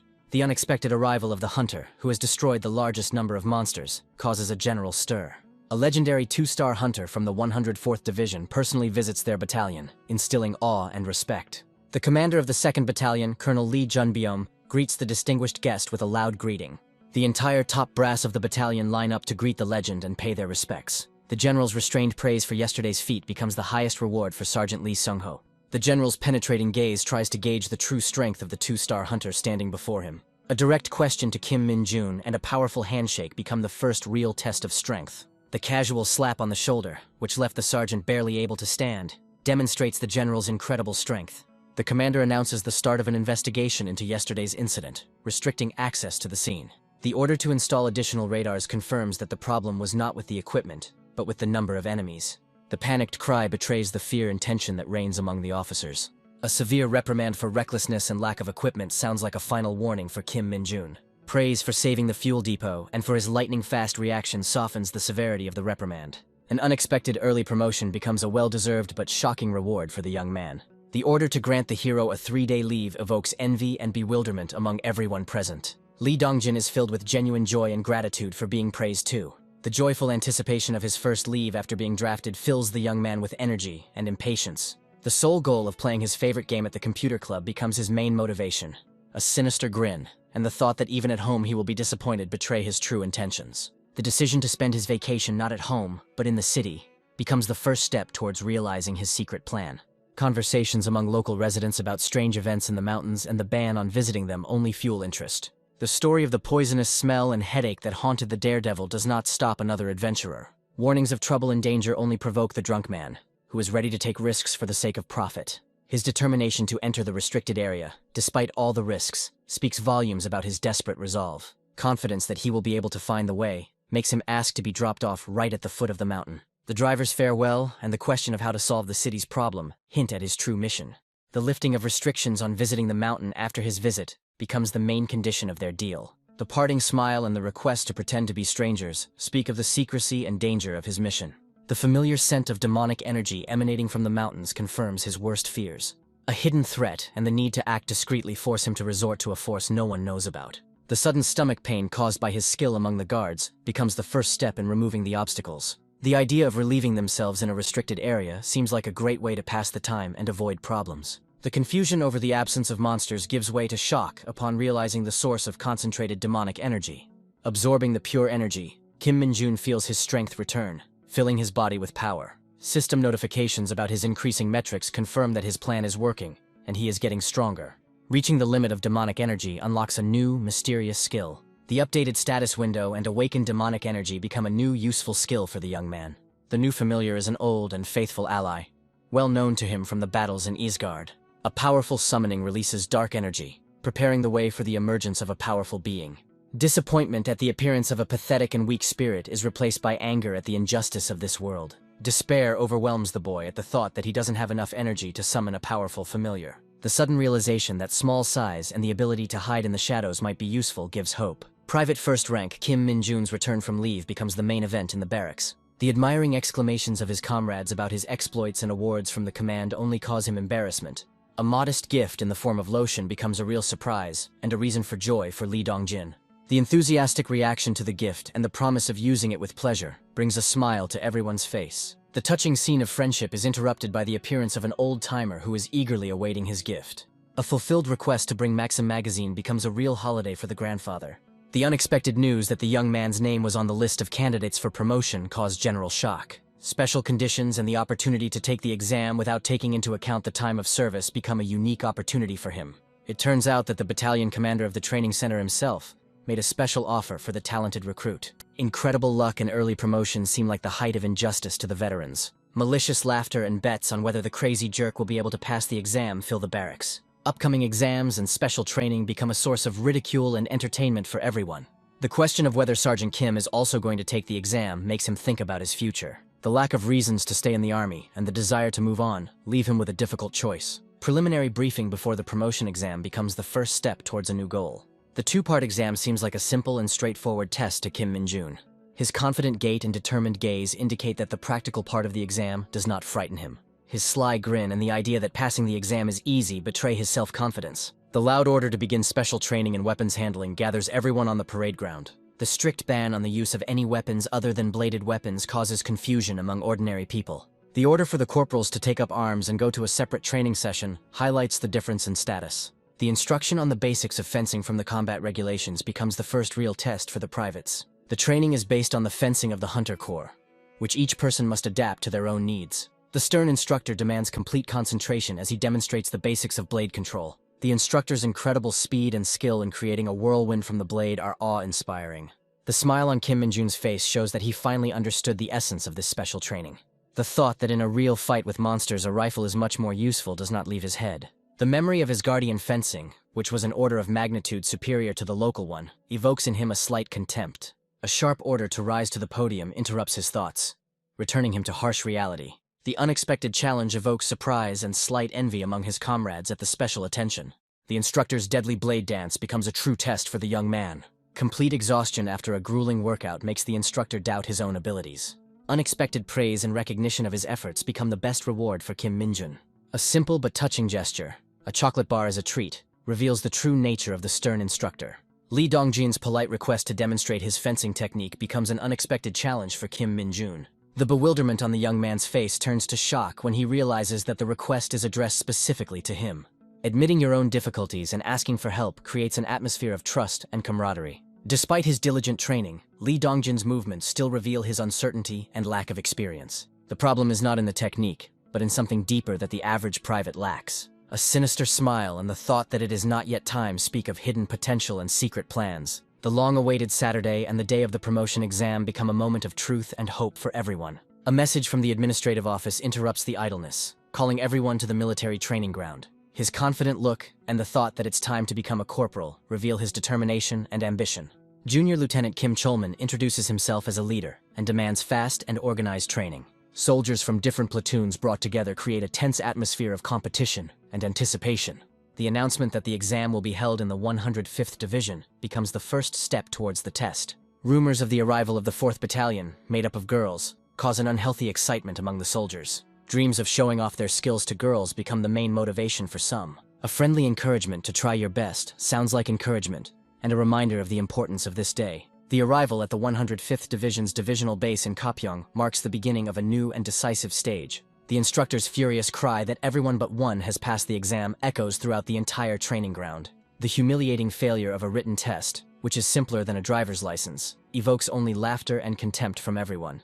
The greeting from the 105th Division examiners creates a formal and tense atmosphere before the test begins. Lieutenant Colonel Lee Cheolju, the person in charge of conducting the exam, announces the start of the practical part. The purpose of the exam is to find not just the worthy, but the very best, capable of becoming the elite of the Corps. Special mentions of Privates Kim Min-jun and Song In-seo immediately set them apart from the crowd of contenders. Despite their short service life, these two have already established themselves as outstanding fighters. The order not to create misunderstandings and avoid conflicts sounds like a warning before the storm. Rumors of special privileges and the opportunity to apply for the front with excellent grades are confirmed. The painful memories of fellow soldiers who refused similar offers make the soldier anxious.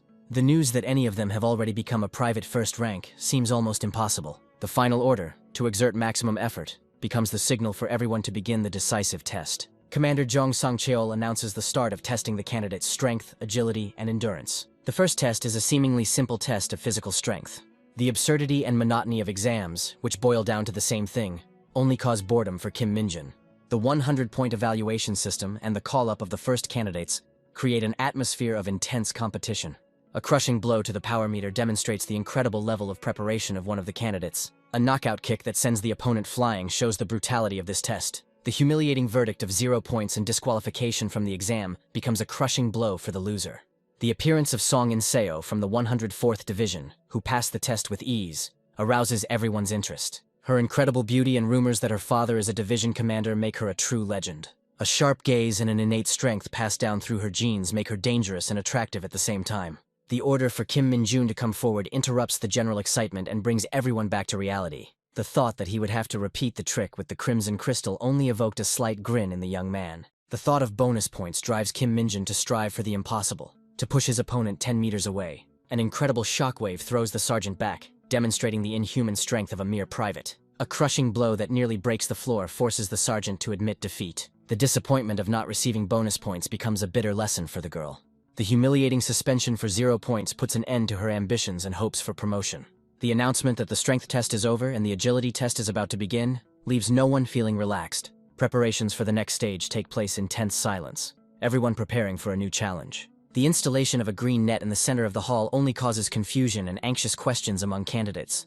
The idea that they will have to dodge bullets leaves everyone in a state of shock and horror. The instructor's sinister smile and his words about rubber bullets only increase the general fear. The arrival of the automatic turret adds the finishing touch to this deadly game. The challenge of holding out for 1 minute to get a perfect score seems almost impossible. The extra reward for taking the hits becomes a last chance for the most desperate. Strict rules for disqualification for leaving the zone or serious injury leave no room for error. Lee Dongjin's awkward attempt to cheer up his comrade only elicits a slight chuckle from Kim Min-jun. The belief that all the rank and file have already passed this test gives them a false sense of superiority. For Kim Min-jun, the speed of rubber bullets poses no threat, as he is used to dodging real ones. Knowing that he can predict the trajectory by simply watching the muzzle gives him a huge advantage. The very first candidate, unable to withstand the pressure, is eliminated, demonstrating the full difficulty of the test. The low pass rate and the large number of suspensions surprise even Kim Min-jun himself. The instructor's angry shout about the low level of training of modern hunters echoes throughout the hall. Private Song In-seo rises to the challenge with ease, ready to demonstrate her unrivaled skills. The incredible grace and speed with which the girl dodges a hail of rubber bullets is mesmerizing. A flawless performance that ended at the last second leaves everyone in shock and admiration. The girl's cold and piercing gaze, which stopped at Kim Min-jun, makes him puzzled. Awkwardness and embarrassment overwhelm the guy under the watchful gaze of the one who just showed off his class. The contemptuous thought that she expects praise is mixed with irritation at her arrogance. An unexpected challenge thrown straight to his face forces the young man to take part in this show of force. With icy calm, the guy stops all the bullets flying at him, demonstrating the difference in the level of skills. The complete bewilderment and shock on the faces of the observers indicate that they have witnessed the impossible. The panicked order to cease fire and the announcement of a perfect score become an admission of his absolute superiority. The next test is an endurance test, which will take place in a familiar dungeon. The instructor, with undisguised irritation, announces the beginning of the final and most grueling test. 40 minutes of continuous running inside an empty and transforming dungeon is a new challenge. A radio call confirms that all examinees have entered and the race for survival has begun. The caution and slowness of the other members only slightly irritates Kim Min-jun.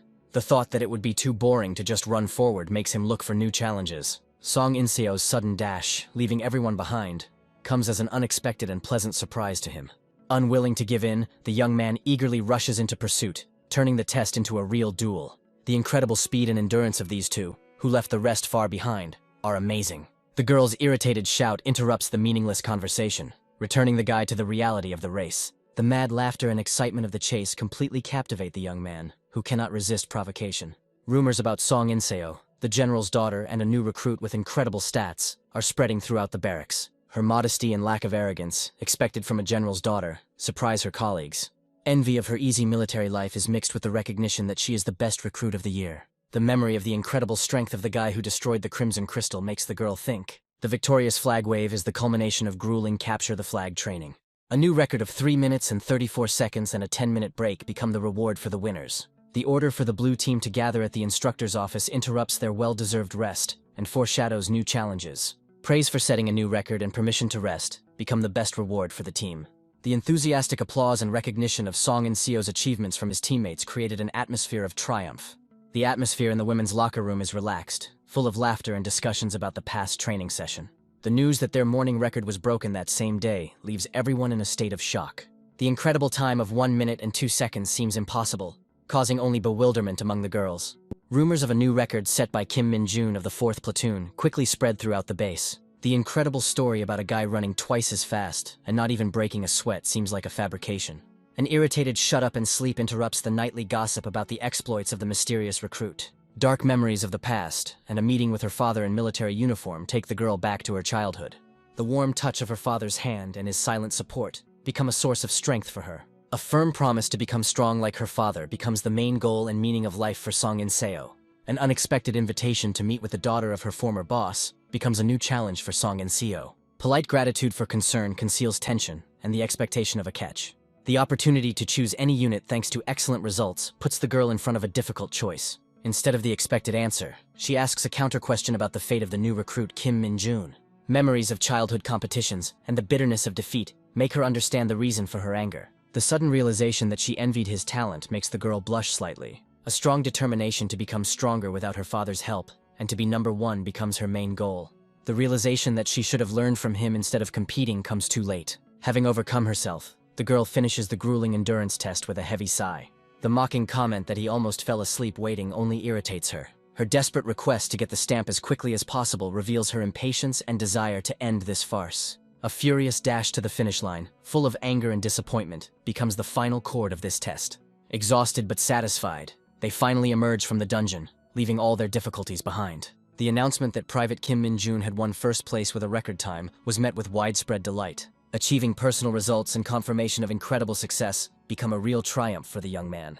The bitter admission of her defeat and the realization that she fell for a provocation wound her pride. Having accepted the defeat with dignity, the girl confidently improves her form, preparing for new challenges. The second practical examination center becomes a new arena for demonstrating strength and skill. A dead goblin lying on the floor becomes a silent witness to someone's brutal and swift victory. The tired swing of the sword and beads of sweat on his face indicate that even for an experienced fighter, this battle was not easy. The goblin's furious attack becomes a test of reaction and swordsmanship. A powerful kick sends the monster flying, demonstrating superior strength and technique. A deadly blow from the blade ends the life of the second monster, leaving only a trail of blood behind. The second part of the exam, which focuses on weapons proficiency, turns out to be more important than expected. Demonstrating learned techniques becomes a way for candidates to demonstrate their skills. The absence of a score for destructive force and the focus on technique make the exam more objective. The high score Lee Dongjin received proves his diligence and talent in swordsmanship. Despite his excellent results, there is uncertainty and doubt in Lee Dongjin's eyes. The final part of the exam, monster elimination skills, becomes the decisive test. Different tasks for different ranks. 4 hounds for privates, and 3 goblins for first-rank privates. The brutal and bloody massacre of the monsters demonstrates not only strength, but also ruthlessness. The excellent result of 7 minutes and 26 seconds evokes surprise and respect in the instructor. The heavy sigh and disappointment in Lee Dongjin's eyes indicate that he is dissatisfied with his result. Lack of confidence in his own abilities and constant doubts become the main obstacle on his path. The order to Kim Min-jun to prepare for the test interrupts his comrade's heavy thoughts. The strong determination to become a corporal today and eradicate bad habits fills him with strength. Despite his top score, the instructor is confident that he will have a hard time with such a blunt weapon. For Kim Min-jun, this test is nothing more than a few blows, and he is ready to prove it. Choosing a spiked bat instead of a sword raises eyebrows, but the guy knows what he's doing. His calm and confident appearance in the face of 3 goblins speaks of his complete superiority. A simple yet effective fighting technique based on instincts proves to be far more useful than memorized techniques. Perfectly clearing 3 goblins with 1 blow demonstrates incredible skill and cold calculation. The incredible result, the highest score for the practical part, leaves the examiners shocked and perplexed. Kim Min-jun's defiant behavior and smug posture after his triumph left everyone with mixed feelings. The look of disdain and the thought that he is a reckless bastard betray her true attitude towards him. Congratulations on successfully passing the exam become official recognition of their achievements and the beginning of a new journey. The special mention of Kim Min-jun, who became the hero of the day, caused a storm of emotions and discussions among everyone. A friendly pat on the shoulder and congratulations on rapid progress become a symbol of recognition. The battalion commander's joy at the fact that not a single private first rank passed the exam with flying colors seems strange. General jubilation and congratulations on successfully passing the exam create an atmosphere of celebration and unity. His smug smile and offer to watch how the children are doing reveal his arrogance. Lee Dongjin's embarrassed smile and polite response conceal tension and the anticipation of a trick. A sinister grin and an offer to start training immediately upon returning do not bode well. Song In-seo's thoughtful gaze, watching him from afar, speaks of her hidden interest and rivalry. The girl did well in the agility test, but it wasn't enough to win. The realization that she has passed the promotion test becomes for her only a reason for further growth. Her determination to take this opportunity to apologize for her rudeness speaks volumes about her honesty. The unexpected and rude intervention of another soldier interrupts her thoughts, returning her to reality. The furious shout and threat not to touch her again shows that she will not tolerate disrespect. The confident and graceful gait of a girl heading to the bus speaks of her strength and independence. The contemptuous thought that he is a complete idiot reveals Song In-seo's true attitude towards the annoying soldier. His friend's playful teasing about the girl being interested in him makes Kim Min-jun feel embarrassed. The calm explanation that she provoked him and he just played along doesn't sound very convincing. Furious accusations that he abused the girl of his dreams are raining down on the guy from all sides. The unexpected admission that she is not his type only causes bewilderment and laughter among everyone. Persistent questioning about his ideal type of girl forces him to finally reveal his secret. Lumi's firm and confident voice becomes the answer that no one expected or could understand. The complete bewilderment on the faces of the comrades and the question of who Lumi is hangs in the air. The realization that no one knows about the greatest beauty from his favorite game leaves him shocked. The lieutenant's return with bags full of food comes as a pleasant and unexpected surprise to everyone. Sincere gratitude for the treat and the recognition that it was all thanks to him fill the barracks with joy. An admiring exclamation about 3 stripes on the shoulder straps and the prospect of becoming a sergeant sounds like the best praise. A sudden order to gather in the hall interrupts the festive mood, foreshadowing new trials. The bewilderment and alarm on the soldiers' faces indicate that they did not expect such a turn of events.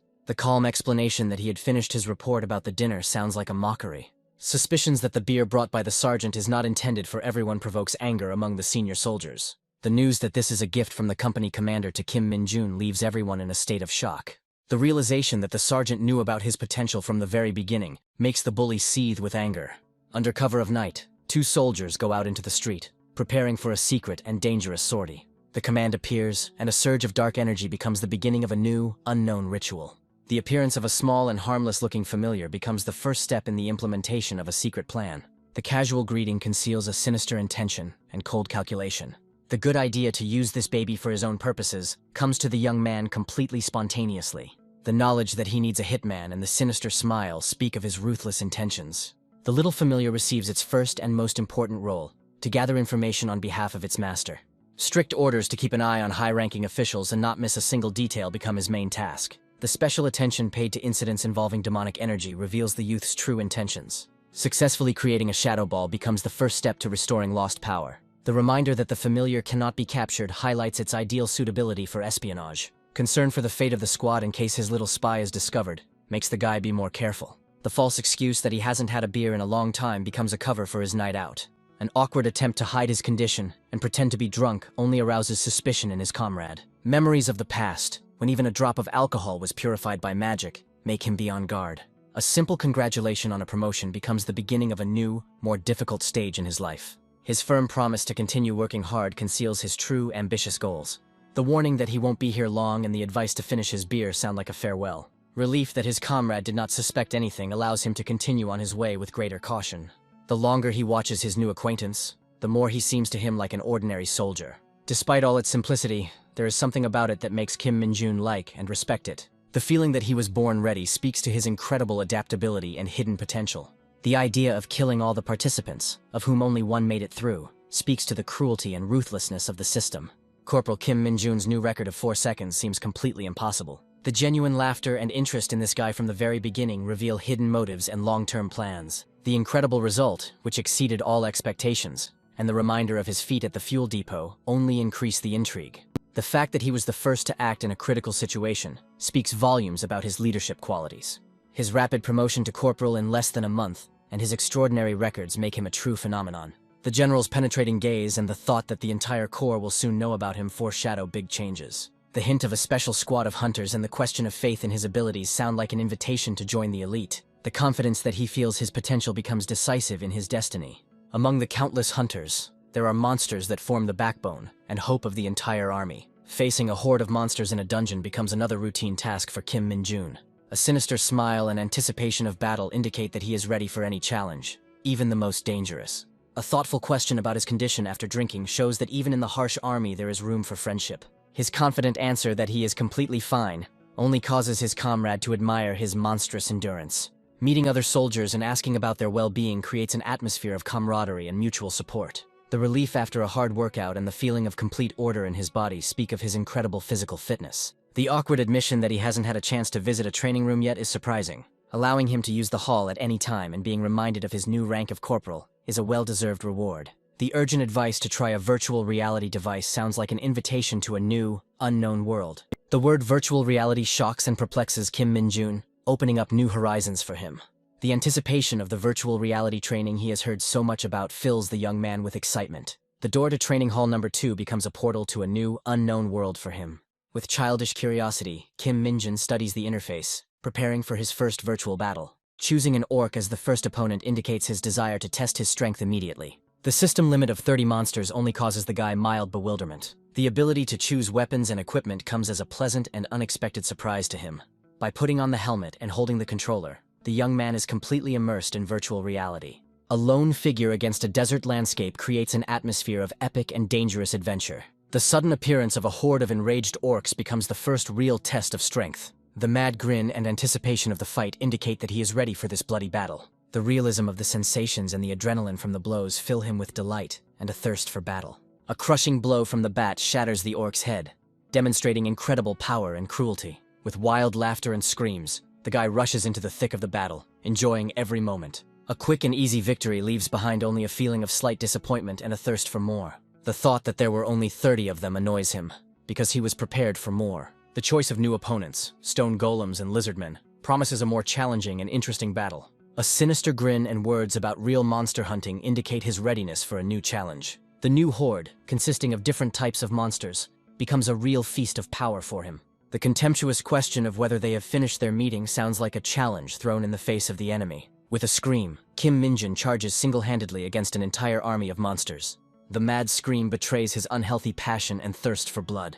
The crushing kick to the golem's head demonstrates its incredible strength and ferocity. Easily dodging attacks, he continues his deadly dance across the battlefield. A whirlwind of blows, sweeping away everything in its path, turns the battle into a real bloody spectacle. The mountain of corpses left behind becomes a silent testimony to his overwhelming power. The end of the simulation and a satisfied smile on his face indicate that he got what he wanted. The feeling of incredible experience and adrenaline makes him admit that it was amazing. The enthusiastic thought that this is the best game after his favorite one speaks of his gaming addiction. The sudden appearance of a system window and the creation of a new skill only leaves him puzzled. The simplicity and unexpectedness of acquiring a new skill seems too good to be true. The thought that he didn't even expect to gain weapon skills makes him genuinely surprised. Knowing he can gain skills without going into dungeons opens up new possibilities. His determination to come here more often to master other types of weapons speaks volumes about his ambition. The unexpected appearance of Lee Dong-jin interrupts his thoughts, returning him to the harsh reality. The shocked look and trembling voice of the comrade indicate that he has witnessed something incredible. Disbelief that he single-handedly defeated all the monsters is mixed with admiration and fear. The awkward attempt to hide one's true strength behind an innocent smile doesn't look very convincing. The suggestion to have a small talk in the gym does not bode well. The confusion on Lee Dong-jin's face and his question indicate his complete lack of understanding of the situation. The sinister smile and the words about him going to train sound like an invitation to a duel. Lee Dong-jin's awkward attempt to stop his comrade, who he thinks is still drunk, is comical. The perfect results of the simulation, where all 90 monsters were destroyed, shock the instructor. The bodies of veteran soldiers, defeated in fair combat, scattered around the room become silent testimony to his strength. Kim Min-jun's absence and the news that everyone had gone to get snow removal equipment are puzzling. The information that Corporal Kim Min-jun went to the gym before the schedule started sounds like a challenge. The realization that he accidentally called him corporal in front of the sergeant sends a chill through the private. The sergeant's icy calm and the order to tell Kim Min-jun that the commander is looking for him do not bode well. The panicky desire to leave as quickly as possible before the sergeant changes his mind makes the private start running. The relaxed atmosphere in the room and the idleness of the old-timers contrast sharply with the general bustle. The casual invitation to join them and the question about his whereabouts sound clearly mocking. Wagering half a year's salary in a debate about whether such crazy shit is possible raises the stakes. Their smug laughter and confidence that such a thing is impossible speaks of their complete ignorance. The recognition that this son of a bitch is far from ordinary comes as a bitter revelation to the sergeant. The mocking advice not to say later that he was not warned sounds like a final ironic warning. His furious shouting and accusation that he won't be able to take her back reveal his jealousy and impotence. The idea that this bastard is even crazier than he is speaks volumes of his hidden admiration. Rope training becomes another way for Kim Min-jun to test the limits of his strength. The dumbbells casually thrown to the floor, and the complete lack of fatigue speak of his incredible endurance. Frustration grows as even the most grueling workouts fail to produce the desired results. Memories of the passive skill from Iceguard, which increase strength by 150%, give hope. The thought that there is nothing in this world that resembles the power of the returned hero makes him disappointed. The sudden creation of a new skill and an increase in the stat by 5 units comes as a complete surprise. The realization that he can improve his basic skill fills the young man with delight and new hopes. A sudden call to the platoon commander interrupts his joy, returning him to the harsh reality of the army. His crazy smile and eyes burning with a thirst for new skills reveal his obsession with power. The bewilderment on the face of his comrade, observing his strange behavior, only increases the comical nature of the situation. The official arrival at the administrative office marks the beginning of a new stage for Kim Min-jun. A friendly greeting and invitation to the psychologist's office indicate the informal nature of this meeting. The question about his life as a corporal in the past week sounds like the beginning of a long and important conversation. The modest answer that everything is wonderful hides a storm of emotions and experiences. The reminder of his feat with the bats and the gratitude for saving the base makes him feel embarrassed. The officer's sincere gratitude and his shy smile create a warm and friendly atmosphere. An important document that an officer hands him becomes the key to his future destiny. A certificate of merit for achieving the highest score on an exam and successfully resolving an incident becomes a well-deserved reward. The news that these achievements will be included on his resume opens up new perspectives for him. The thought that these actions could lead to an unscheduled promotion makes his heart beat faster. The caveat that this award is not easy to achieve, and that only a few have achieved it so early, underscores its uniqueness.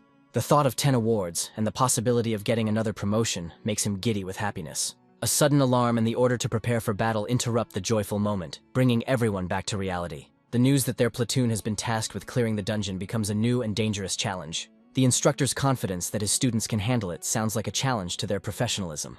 The announcement that they must clear the dungeon marks the beginning of a new dangerous mission. The news that their target is the nest of monster rats, also known as the sewers, is disgusting. The squad, led by Corporal Kim Min-jun, is ready for battle, despite the nastiness of the task ahead. The rat monster's nest dungeon, nicknamed the sewer, becomes a true test of their strength. Although this dungeon is not particularly dangerous, its difficulty should not be underestimated. The news of 200 monster rats living in this place puts everyone on edge. The narrow structure of the tunnels and the impossibility of using firearms make the mission even more difficult. A single entrance and the need to lure the monsters into a trap become the key to a successful clear. The order to prepare bait interrupts the tactical discussion, returning everyone to the fetid reality. The disgusting smell and special equipment only emphasize the vileness of this place. The awkwardness and discomfort caused by the stench force the soldiers to seek refuge in jokes and mutual teasing. The stinking, rotting banana that serves as bait makes everyone feel nauseous. The idea that the monster's foul odor is due to their terrible diet seems quite logical. The order to lay out as much bait as possible becomes the signal to begin the luring operation. The eerie silence and the mountains of bones lining the cave floor create an atmosphere of mortal danger. An alarming cry from the entrance about approaching monsters makes everyone prepare for battle. A sharp order to prepare for battle becomes the signal for the beginning of a bloody and brutal fight. The panicked order for the privates to retreat to the rear, along with the commander, speaks of the seriousness of the threat. A gamble on who can kill the most rats turns the fight into a deadly competition. A bold offer to argue becomes the last straw that breaks the commander's patience. A huge swarm of monster rats emerges from the darkness, throwing everyone into a state of animal terror. The desperate order to hold position and not break formation sounds like the last hope for salvation. Despite the fear, the squad prepares for battle, realizing that the lives of each member depend on their coordination. Corporal Kim Mungi's deadly swing of his blade becomes the first blow in this bloody battle. The flurry of blows that Corporal Chung Han-sung unleashes on his enemies demonstrates his skill and fury. Sergeant Lee Seung-ho's powerful shield strike sends the monsters flying, buying his comrades precious seconds. The other two commanders, Him Cho-gyu and Cho Gai-wook, also join the fight, their ferocity and skill equal. The endless stream of monsters emerging from the darkness seems to never end. Kim Min-jun's calm and focused gaze suggests that he is in complete control of the situation. By easily cutting rats to pieces, he demonstrates his overwhelming superiority in combat. Each of his strikes is a work of art, honed by years of training in another, more brutal world. His incredible ability to cover vast areas single-handedly speaks volumes about his unique talent. Focused on his task, he completely ignores what is happening around him, trusting his comrades. The first fruits of his dedicated training are already visible, and this is just the beginning of his journey to the top.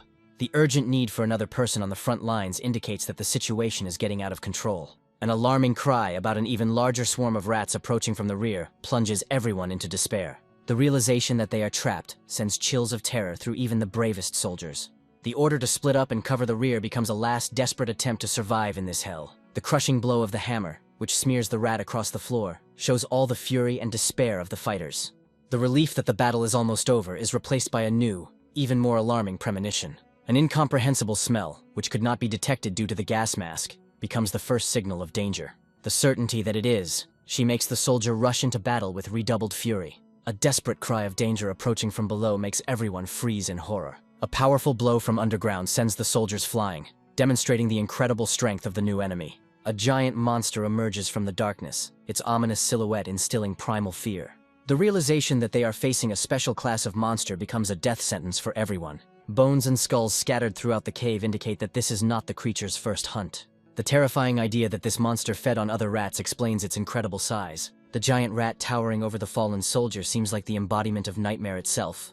Animal terror paralyzes Kim Gwang-sik, who cannot even move in the face of death. The desperate cry of his comrade, trying to bring him back to his senses, is drowned out by the roar of the approaching monster. A deadly blow aimed straight at the head seems to leave him no chance of salvation. The unexpected intervention of his comrades who diverted the attack gives him precious seconds. The desperate order to leave as quickly as possible sounds like a last will in the face of imminent death. The giant shadow that covers them becomes a symbol of hopelessness and the inevitability of fate. The monster's unfocused eyes and abnormal growth indicate its mutation and incredible strength. A powerful blow fell on the ground, almost crushing two soldiers who found themselves in its path. Simple and calm, Lee Dongjin becomes a symbol of salvation and hope in this bloody hell. The order to follow him and prepare for battle indicates that Kim Min-jun is ready to accept the challenge. The furious attack of a monster shrouded in dark energy makes everyone freeze in anticipation. The hail of stones that falls from above becomes only a prelude to the real nightmare. A deadly strike, filled with purple energy, demonstrates the full power and fury of the creature. The relief that no one noticed his true strength gives way to new anxiety. An incredible jump and a crushing blow, enhanced by energy, become a complete surprise for the monster. A powerful explosion throws the young man back, but even he cannot stop his furious onslaught. The split skull and death rattle of the monster become the final chord in this brutal battle. Surrounded by dark energy, Kim Min-jun prepares to absorb the power of the defeated enemy. The process of absorbing demonic energy becomes a source of new, unknown power for him. The system notification that it had enough of this crap sounds like a joke. He accepts this new power with great pleasure, preparing for new, even more difficult battles. A heavy sigh and admission of defeat become a bitter but well-deserved lesson for the sergeant. The report of all squads' successful exit from the dungeon and the mention of a special monster create tension. Confirmation that there was only one such monster makes the officer wonder about the reasons. The order to request a task force support indicates that the situation requires serious intervention. The complete destruction of all living creatures on the front lines, from mosquitoes to monsters, creates an ominous silence. Sincere gratitude for saving and recognition of one's own fear become the best reward for the hero. His calm response and the thought that he himself needed to apologize speaks of his modesty. The joy that everyone survived is mixed with relief at a successful outcome. A caring inquiry about his condition and the absence of serious injuries shows true friendship and support. The surprised guy doesn't believe that there isn't a scratch on the man. Dongjin tries to reassure everyone with his confident smile. The tired officer breathes a sigh of relief, but prepares a serious reprimand for the young man. The young man meekly accepts the upcoming conversation, not daring to object. The soldiers busily receive new instructions over the radio. The news of minor injuries among the evacuees brings relief. The good news about Guanxic's condition spreads among his colleagues. A sharp order from the commander cancels the operation at the last second. The boss calls Dongjin to make an official report. The young man is ordered to put all the details of the battle on paper. Dongjin is puzzled over how to explain his victory with a simple fist. The incredible truth makes the young man doubt the trust of his superiors. The officer admits that he himself was unable to discern the details of the battle. The boss's direct question is full of shock and disbelief. The guy's awkward smile tries to hide the improbability of the situation. Minjun gets to the point, asking about the hero's characteristics. The figures mentioned plunge the officer into a state of complete shock. The officer can't get his head around the idea that a private is stronger than him. The realization that the young man is stronger than the sergeants leaves him dumbfounded. The officer laments that such talent is wasted in an ordinary detachment. Dongjin reflects on his past, realizing that the path to the elite would have been closed to him. The boss gives Dongjin some sound advice about his future career advancement. Minjun offers real help and a path for the young fighter to advance. Dongjin confidently declares that his own merits will pave the way for him. The officer respects the guy's choice, leaving him the opportunity to change his mind in the future. The boss's sudden call makes Dongjin turn around at the very exit. Minjun sincerely thanks the young man for saving the entire platoon. Horrible memories of chilling horror reveal the true cost of salvation. The officer's sincere gratitude shows how deeply he appreciates Dongjin's actions. The young man modestly replies that he was simply doing his duty as a soldier. A cunning plan to increase his strength and achievements is maturing in the hero's head. The unexpected offer to join special training sounds like a challenge. The guy pretends to be surprised, trying to hide his knowledge. The enraged colleague cannot believe the newcomer's impudence. Guanxik recalls the strange techniques that made the young man useful. Guanxik, with wild enthusiasm, declares his desire to train together. The colleague's doubts are shattered by Dongjin's malicious grin in the background.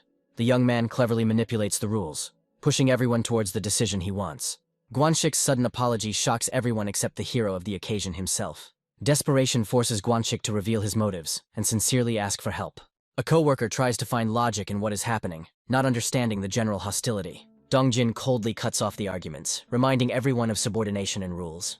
Guanxik accepts his fate with a bitter smile, thanking his saviors for his life. The soldier timidly stops the departing corporal to voice one condition.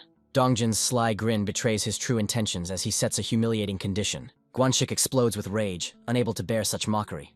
Gritting his teeth with hatred, the corporal forces himself to imitate a chicken, breaking his pride. The shocked comrade cannot believe the cruelty of Dongjin, who enjoys humiliation.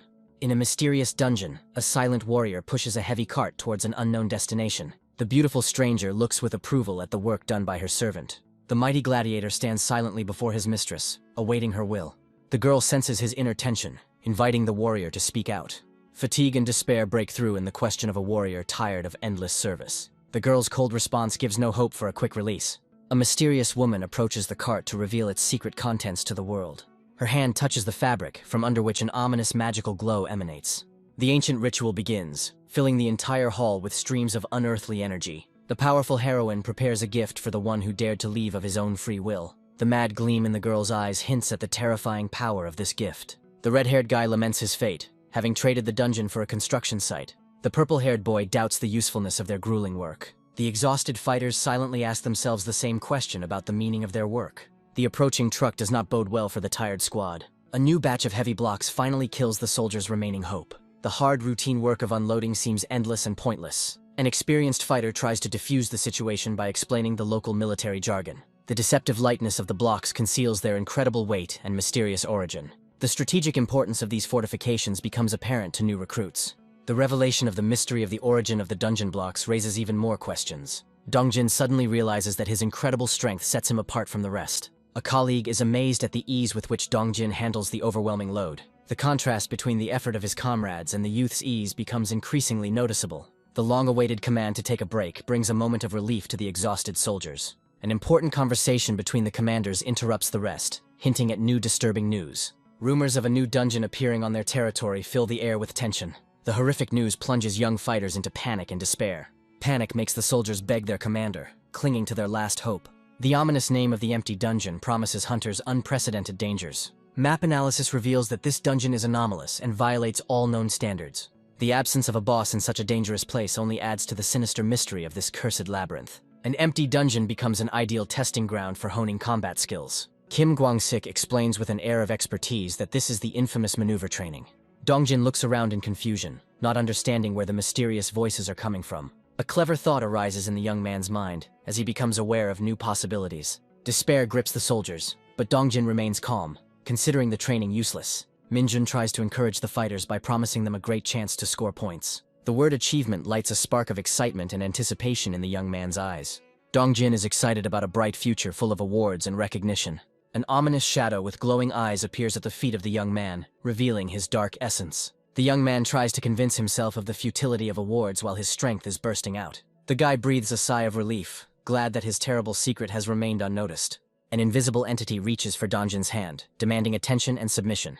A request for support due to anomalous activity is being discussed at the secret headquarters. The agent reports with alarm a new incident with the gate to Yanga. The loss of consciousness of 2 employees hints at the mortal danger of the new anomaly. A cold order from above changes priorities, leaving the army alone to face the threat. The dark entity writhes on the ground, awaiting its master's decision. Dongjin mercilessly deals with the shadow, deciding to take a well-deserved day off. The young man takes off his military uniform, anticipating a short respite. Looking at a family photo reminds the boy of what he's fighting for. The senior sergeant notices the boy's zeal with a smile, guessing his desire to go on leave. Kim Min-jun accepts the praise shyly, not knowing how to react. The friendly tone gives way to a serious interrogation about the young man's past vacation. The confession of spending the night in an internet cafe only confirms the experienced officer's suspicions. An unexpected gesture of kindness in the form of keys to an empty apartment takes Min-jun by surprise. The young man tries to refuse the generous offer, but the sergeant is adamant in his decision. A note with an address becomes a symbol of care and the best alternative to a homeless vacation. The proximity of the new home surprises the guy, forcing him to seriously consider the offer. A warm farewell leaves Min-jun alone with his thoughts and an unexpected gift. The terrible truth from the personnel file reveals that behind the officer's kindness lay deep empathy for the orphan. Having changed into civilian clothes, the young man resolutely sets out on his secret mission. A lone hooded figure confidently moves through the city streets towards his goal. A phone conversation reveals Min-jun's goal, which is heading to a new dungeon. Superhuman agility allows the guy to sneak into the cordoned-off area undetected. The young man disappears into the shadows of an alley, successfully escaping a military patrol. Before the hero's eyes appears a tempting and at the same time frightening portal to another world. Curiosity drives Min-jun forward, making him wonder about the new monsters within. The young man's irritation betrays his connection with the dark entity that appeared out of nowhere. Without hesitation, the hero steps into the unknown, ready for any battle for the sake of experience. A gloomy forest greets the traveler, and a blade lying on the ground promises a new challenge. Ominous marks on the ground tell the young man about a recent brutal battle. A confident guy boldly calls out his invisible opponent from the shadows. The sudden appearance of a huge monster forces the hero to quickly analyze the threat. The enemy's abnormal size causes bewilderment and anxiety in the young man. The guy prepares for battle, realizing that his predecessors survived by a miracle. The hero rushes into attack without hesitation, putting all his strength into the first blow. A powerful energy strike hits the monster, shaking everything around it. A direct hit to the monster's jaw demonstrates the young man's incredible strength. The incredible force of the blow throws the giant monster back several meters. The unexpected resilience of the enemy arouses the young man's keen interest. The boy challenges the monster, preparing for a decisive and crushing blow. The hero's sly grin suggests that he is in complete control of the fight. The monster uses a sinister skill in an attempt to turn the tide of the battle in its favor. A frantic exchange of blows turns into a test of endurance and brute strength. Even under a hail of blows, the young man does not lose his composure, but only gets more and more enraged. The monster's body's unexpected reaction to the blows makes the hero momentarily confused. The monster's sharp counterattack catches the guy off guard, causing damage to him. After a hard battle, the young man looks at his defeated enemy in surprise. The realization that this monster was head and shoulders above all the previous ones changes his view of the world.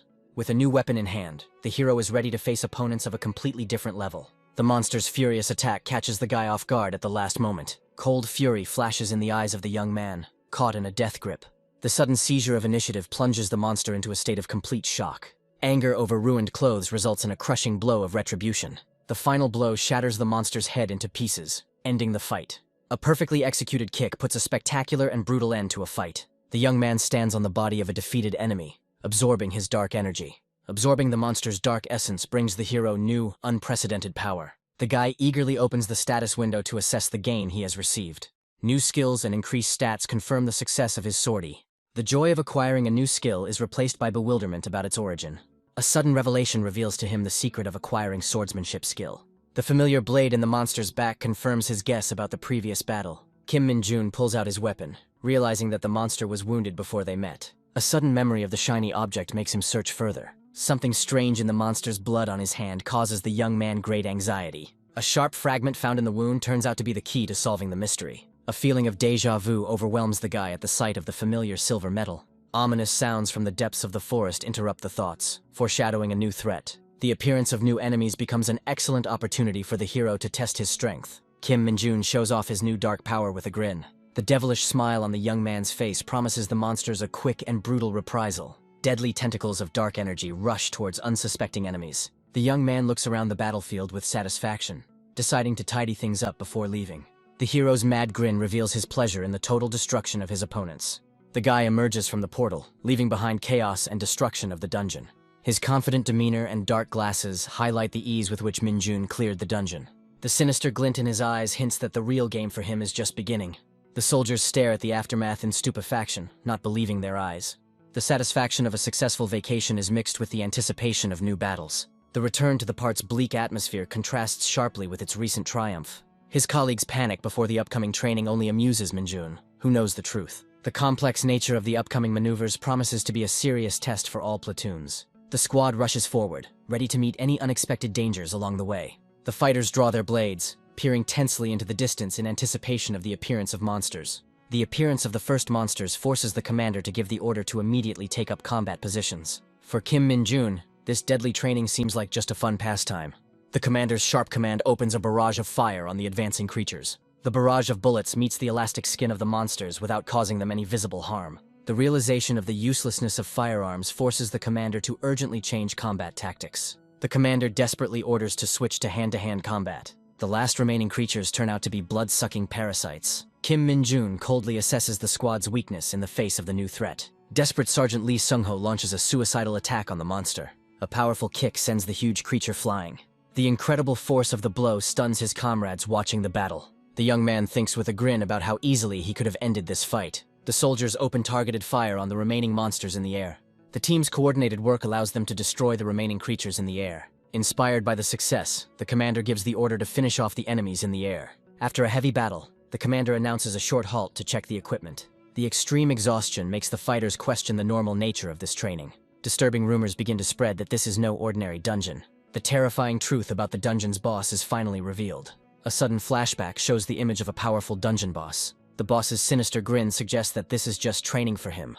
Panic grips the soldiers at the thought of a possible collapse of the dungeon. The commander tries to cheer up the frightened soldiers, because the break is already over. Minjun recalls that this legendary hunter holds the rank of general. The realization of the scale of the threat makes even the self-confident young man nervous. The legendary hunter, Captain Dushik, is hiding under the guise of a wounded man. In the distant past, an old master calmly smokes, awaiting the inevitable. A mighty gladiator returns to his mentor after a long absence. The old man's piercing gaze suggests that he knows the true reason for the warrior's return. The exhausted warrior gives up his sword, admitting his defeat before his cruel mistress. The master looks at the mutilated blade with regret, amazed at the strength of the new monsters. In the center of the dungeon, a huge military camp was set up to gather all the troops. At the headquarters tent, they report an unrealistic number of monsters in this dungeon. The cool-headed Lieutenant Colonel Ko Jong-chol insists on complete control of the situation. Colonel Jong Shin-gyu smiles, hinting at the decline in the combat power of the entire division.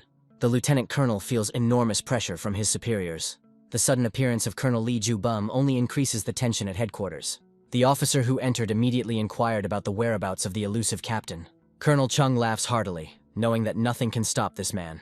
Lee Ju-bum panics, fearing that his men will become the captain's victims. Ko Jung-chul remembers how the captain left, leaving behind only an ominous promise. The squad leader learns about the final task, which will become the final test. The appearance of the instructor in the role of a wounded man causes bewilderment in the commander. The realization that the division captain himself is standing before him plunges him into a chilling horror. Captain Du-shik, with a predatory smile, asks to take care of him, foreshadowing a cruel test. Lieutenant Kim Chol-min salutes the formidable captain with difficulty. The captain's weight makes the soldiers doubt their ability to carry him. The captain's sudden call makes the squad stop in confusion. The captain's explosive nature manifests itself in fits of rage. Captain Du-shik feigns helplessness and refuses any help. Kim Min-jun's sly smirk betrays his understanding of the true nature of this training. The peaceful landscape only conceals the cruel trials to come. Endless waves of various monsters become a real test of strength. Unexpected surprises from headquarters add an element of mortal danger to the training. The captain turns the training session into a real madness by using himself as bait. The arrival of Private Jin Chul-ho brings a touch of inexperience and fear to the squad. The rookie's desperate strike releases an unexpected surge of energy. The powerful attack pierces the giant lizard, proving its effectiveness. Instant triumph gives way to horror at the sight of a new, unharmed enemy. Physical and mental exhaustion knocks the young fighter off his feet. A mortal threat looms over the fallen soldier, leaving no chance for salvation. At the last moment, the mysterious savior cuts the monster in half. Kim Min-jun gains a new skill after easily dealing with the threat. The awareness of one's own growth brings satisfaction and excitement to a young man. A gesture of help in the middle of a battlefield gives birth to a new camaraderie. A desperate one-on-one fight pushes the young soldier to the limit of his strength. A sudden saving blow cuts the monster apart, saving the fighter from certain death. The merciless battle rages on with renewed vigor, turning the training session into a real massacre. Captain Du-shik watches with satisfaction the most intense training session in history. The captain's careless strike demonstrates his monstrous strength and complete control of the situation. The commander desperately tries to raise the soldiers' morale by promising them a well-deserved rest. Confident Kim Minjun takes on the challenge with enthusiasm, ready for anything. Minjun's incredible abilities leave a lasting impression on the stern captain. Meanwhile, in another part of the dungeon, another squad is waging its own desperate struggle. The female fighter is breathing heavily, on the verge of complete physical exhaustion. The female squad fights off the enemy onslaught, demonstrating incredible resilience and courage. A powerful blow from one of the girls destroys several monsters at once, clearing the way. The battlefield is littered with the remains of enemies, testifying to the brutality of the battle. One of the girls looks at her partner with admiration, amazed by her strength. The idea that almost all the monsters were destroyed single-handedly seems incredible. A sudden attack knocks down even the strongest fighter in the squad. A heroic last-second rescue prevents tragedy on the battlefield. The sudden fall into the abyss after victory comes as a shock to everyone. The tired squad finally reaches the rally point, hoping for a break. The captain's predatory grin suggests he is impressed with their commander. The commander modestly attributes the success to the entire team, although he himself was at his best. Captain Du-shik decisively puts aside modesty, pointing out his personal merits. The captain's predatory smile promises the commander his undivided attention until the very end. Du-shik jokingly scolds his subordinate, pointing out his mistakes. The soldiers discuss the next part of the training in bewilderment, fearing the worst. An ominous sign with the inscription "Do not approach" arouses anxiety and curiosity among the soldiers. The command to move forward forces the squad to gather strength before a new challenge. The hole discovered ahead causes confusion and a lot of questions among the soldiers. Inexperienced fighters had never heard of the mysterious underground pits.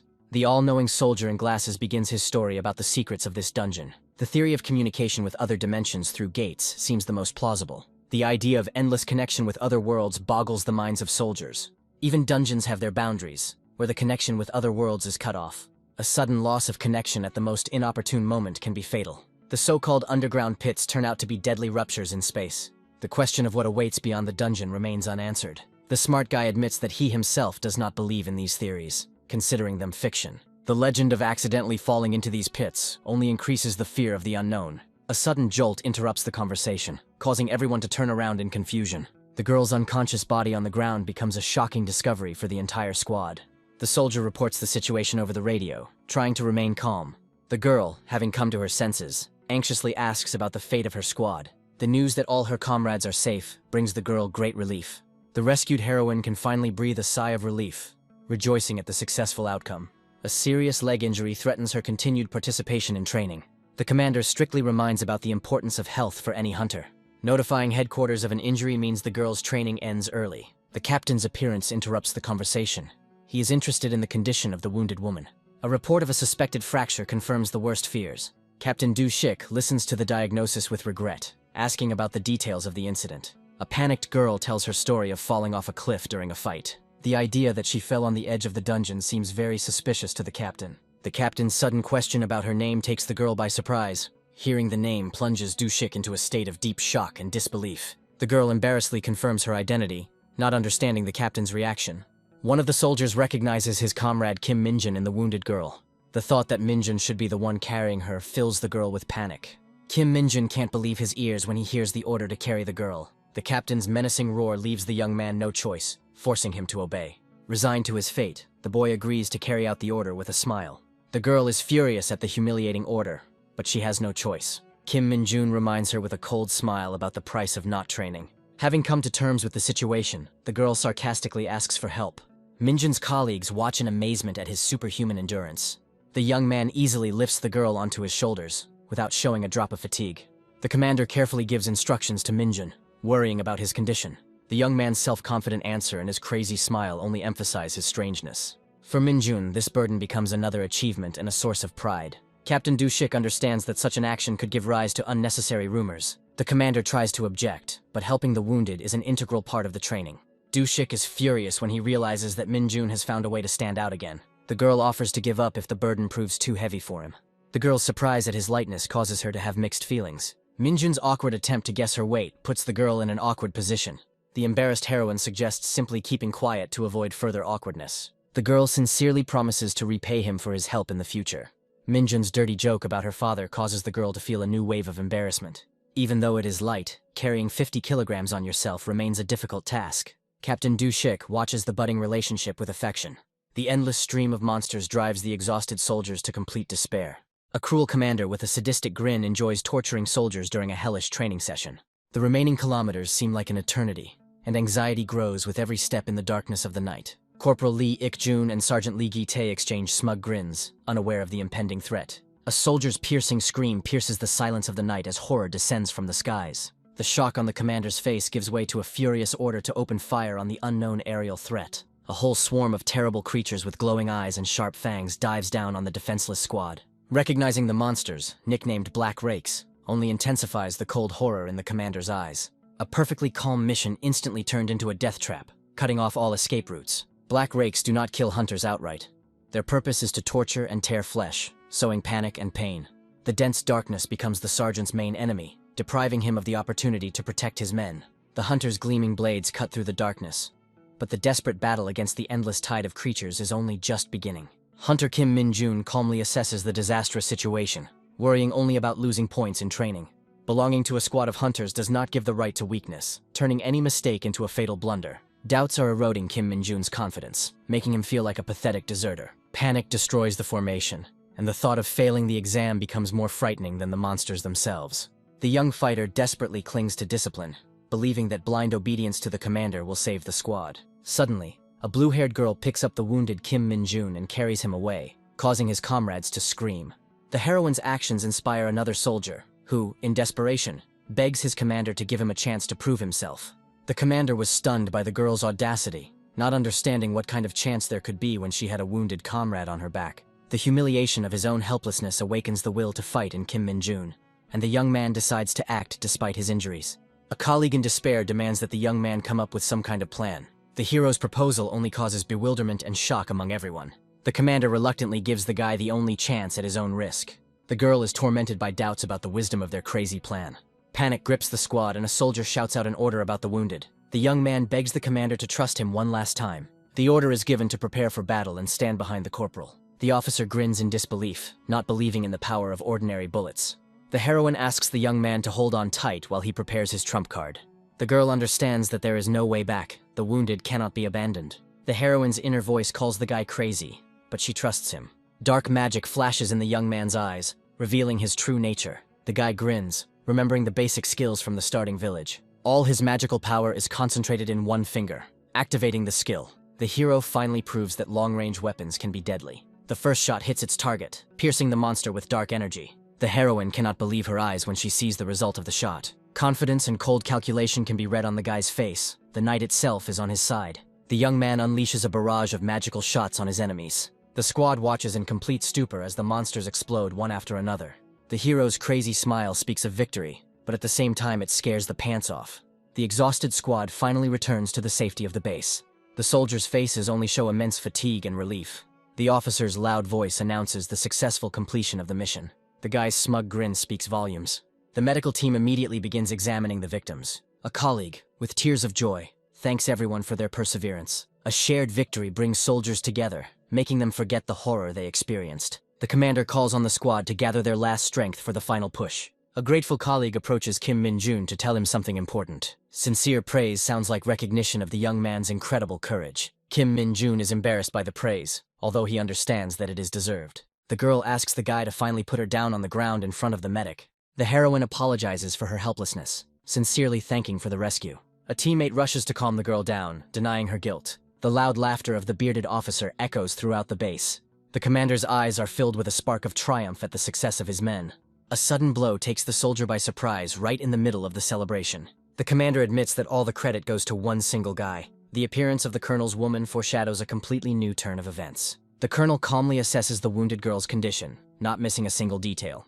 The evacuation order is clear and commanding, leaving no time for reflection. The question of the observer's location takes the bearded officer by surprise. Behind the woman's polite smile lies a persistent desire to know the whole truth. The officer's reluctance to talk right now collides with her unwavering determination. Her sinister grin leaves no doubt that the conversation will take place here, and immediately. In the empty dining room, another soldier enjoys a well-deserved dinner alone. The chef offers the hungry Kim Min-jun a whole plate of fried chicken as a reward. The young man's eyes light up with anticipation of the long-awaited feast. This treat becomes the chef's personal gratitude for the guy's incredible feat. The young man happily accepts the gift, so that the cook's efforts will not be in vain. Unexpected praise takes the hero by surprise right in the middle of greedily devouring food. The chef's words highlight how difficult the ordeal was for everyone else. A high-ranking officer observes the life of the base in the silence of his office. The lull in the platoon makes him smile slightly but contentedly. A subordinate reports that the exhausted soldiers have received a well-deserved rest. The thought of hungry soldiers reveals the caring leader in the stern commander. Good news about the platoon's exploits reaches the very top of the command. One of the officers is filled with admiration for the young captain. A careless phrase from a subordinate instantly provokes the wrath of a superior. A deathly silence hangs in the office during the colonel's harsh debriefing. The colonel's woman's actions cause genuine bewilderment in the young officer. The senior officer bitterly admits that the colonel was right, recalling his fatal mistakes. Even a seasoned commander involuntarily admits to a hidden fear of this woman. As they leave, the officers agree that Kim Min-jun has once again become a hero. A serious and difficult conversation is taking place behind the doors of the 104th Division headquarters. The officer's rage contrasts with the colonel's icy calm over a cup of tea. The bearded man's attention switches to the fate of the wounded Private Song Bin-so. The colonel reports that the wounded girl is recovering quickly and will return soon. The mention of the girl's father is interrupted by a sharp and unexpected phone ringing. A familiar address on the phone immediately irritates the officer. The voice on the other end of the line sounds painfully familiar, and therefore even more insolent. Recognition in the bearded man's gaze replaces anger with complete amazement. The mysterious interlocutor turns out to be none other than General Sun Tae-ho. The general's menacing grin leaves no doubt about the seriousness of the upcoming conversation. Officer Do Seok-hyun bursts into tears, unable to contain his indignation. The general ignores the anger with icy calm, getting straight to the point. The general hits where it hurts most, hinting at the injury of his own daughter. The general's unprofessional behavior causes real shock in the colonel. The general, under the guise of physical training, issues a direct challenge to Do Seok-hyun to a fight. The general's ridiculous challenge completely infuriates Do Seok-hyun. The officer tries to appeal to common sense, but is met with a deaf wall of paternal anger. The general's caustic remark about his personal life hits where it hurts most, making the blood boil. An explosion of uncontrollable rage shakes the office. The officer is ready to rush to the meeting right now. The demand to stay put sounds like a direct challenge that the bearded man does not intend to ignore. Injured pride forces the captain to shout desperate excuses into the broken phone. Impotent anger falls upon the table while the person on the other end of the line remains treacherously silent. Colonel Yoo Ji-hae calmly reports that the general simply hung up. Unable to calm down, Do Seok-hyun demands to be connected with the offender again immediately. The girl tries to calm him down, reminding him that her father's anger in such a situation is completely justified. Suspicion flashes in the captain's eyes. He sees real betrayal in her words. Yoo Ji-hae patiently explains that notifying a guardian is standard military protocol. The colonel subtly hints that the influential general would have found out about what happened anyway. The girl suggests changing tactics, and instead of getting angry, try to explain everything calmly. The colonel's arguments make the officer cool down, acknowledging his own hot temper. Yoo Ji-hae takes the initiative to establish a constructive dialogue. The general's voice on the speakerphone sounds cold and wary, expecting a trick. The colonel acts as a go-between, politely explaining the reason for his call. Do Seok-hyun struggles to find words as he tries to take full responsibility for the incident. An official apology sounds like a complete and unconditional admission of guilt. The general isn't interested in apologies. He just wants the name of the guy who saved his daughter. The father's anger clouds his eyes, and the general demands that the young man be handed over for reprisal. An unexpected call interrupts a tense conversation, adding intrigue to a difficult situation. A sudden revelation causes the captain to jump up, realizing the general's true motives. The colonel tries to reason with the captain, who is no longer in control of his emotions. The decision has been made, and the order to prepare the aircraft sounds like a declaration of war. The colonel's confusion suggests that the situation has completely gotten out of control. The captain's furious gaze leaves no doubt that he is ready to rush to Daejeon for his soldier. The colonel, in despair, realizes that he is dealing with two stubborn idiots. Blissfully unaware, Kim Min-jun enjoys a moment of peace after a hearty dinner. A mysterious little demon suddenly appears from the shadows, disturbing his privacy. The hero's irritation flares up instantly, and he roughly grabs the annoying familiar. The young man sternly scolds his companion, reminding him of the main rule of their secret. The familiar tries to justify himself, but the boy explains that even the hint of risk makes him nervous. The demon absorbs the dark energy emanating from its master's hand. A clot of concentrated darkness appears from the familiar's mouth, arousing the boy's curiosity. The incredible power of this energy amazes the young man, because it is capable of destroying even stone. A sudden vision reveals the cause of his unrest. Demonic energy is once again felt in the city. The realization hits like thunder, as the tracks lead to Hwachin, the site of his last battle. praising the familiar sounds like recognition. His unique skill has once again proven invaluable. Kim Min-jun frantically goes through his options in his mind, trying to find the perfect excuse for a secret sortie. The sudden announcement of a vacation seems too suspicious to the guy, capable of destroying the entire conspiracy. The young man enters the barracks, remembering his last trip to Yanga as a well-deserved reward for his hard work. The hero's comrades in arms immediately surround him, vying with each other to congratulate the corporal on his title as the division's best soldier. Personal accolades pale in comparison to the main news. Thanks to the leader's success, the entire platoon received a long-awaited rest. Instead of the expected joy, his comrades see panic on the soldier's face and hear a sharp, incomprehensible refusal. Kim Min-jun quickly puts on a carefree smile and justifies his desire to simply get some sleep, hiding his true intentions. A group of hunters are forced to carry out routine disinfection of city streets after a monster invasion. The dark spirit belches out magic contentedly, while the tired soldier irritably dreams of a speedy end to this endless shift. The guy is perplexed as to why the command sent such a crowd of elite fighters to do a routine cleanup. The girl groans loudly from fatigue, cursing the moment when the monsters decided to crawl out. The brunette coldly reminds her friend that the captain was furious about the disastrous results of the maneuvers and punished his subordinates in this way. The sensible warrior advises her partner to be glad that the squad was not sent into the strategic team's zone of operations. A familiar male voice suddenly calls out to Sun Yun-seo, showing genuine concern for the girl's condition. The private winces in surprise and turns around sharply, trying to hide the traces of fatigue on her face. The hunter, with warmth in his voice, inquires about the completion of the treatment and persistently recommends that his colleague take care of his health. Embarrassed by such attention, Sun Yun-seo blushes and quietly thanks the young man for his concern. The partner standing nearby falls into a stupor, watching as the dirty work gives way to a romantic scene. The surrounding fighters begin to whisper, recognizing the new arrival as the famous hunter from their division. The old acquaintance stares at Kim Min-jun with horror and anger, not understanding the reason for the rival's appearance in this place. Confused, Song Yun-seo demands an explanation from Kim Min-jun as to why he was in the territory assigned exclusively to her battalion. The female fighter, full of suspicion, almost accuses the guy of desertion, because no one in their right mind would work during their legal vacation. Having studied the leave certificate, the heroine is surprised to see the truth of the young man's words, while he is indignant due to total mistrust. The warrior continues her interrogation, trying to understand the hunter's motives for appearing in the restricted area, while the young man frantically searches for a convincing excuse. Kim Min-jun feigns seriousness by claiming to have come to help after noticing an emergency, though his true intentions remain hidden. Suddenly, the air behind them begins to crackle and distort, heralding the opening of a new portal into the world of monsters. Sun Eun-seo screams in horror, not believing her eyes, because the gates opened right behind them. The heroine's friend becomes hysterical at the realization that the endless cleaning will start all over again as soon as they finish the previous one. The brunette quickly pulls herself together and gives the order to immediately evacuate and report the situation to the platoon commander. The girl panics and urges Kim Min-jun to leave the dangerous place quickly, not realizing the guy's true strength. The hero, with a devilish grin, announces that he will stay to single-handedly hold back the onslaught of the creatures and buy them time. Sun Yun-seo looks at the hunter's back in shock, not understanding what kind of game this self-confident guy was starting. The thought flashes through the girl's head that the appearance of even one monster will put the lives of all the soldiers in the area at risk. A young man with a disarming smile asks to borrow any weapon and promises to escape at the slightest danger.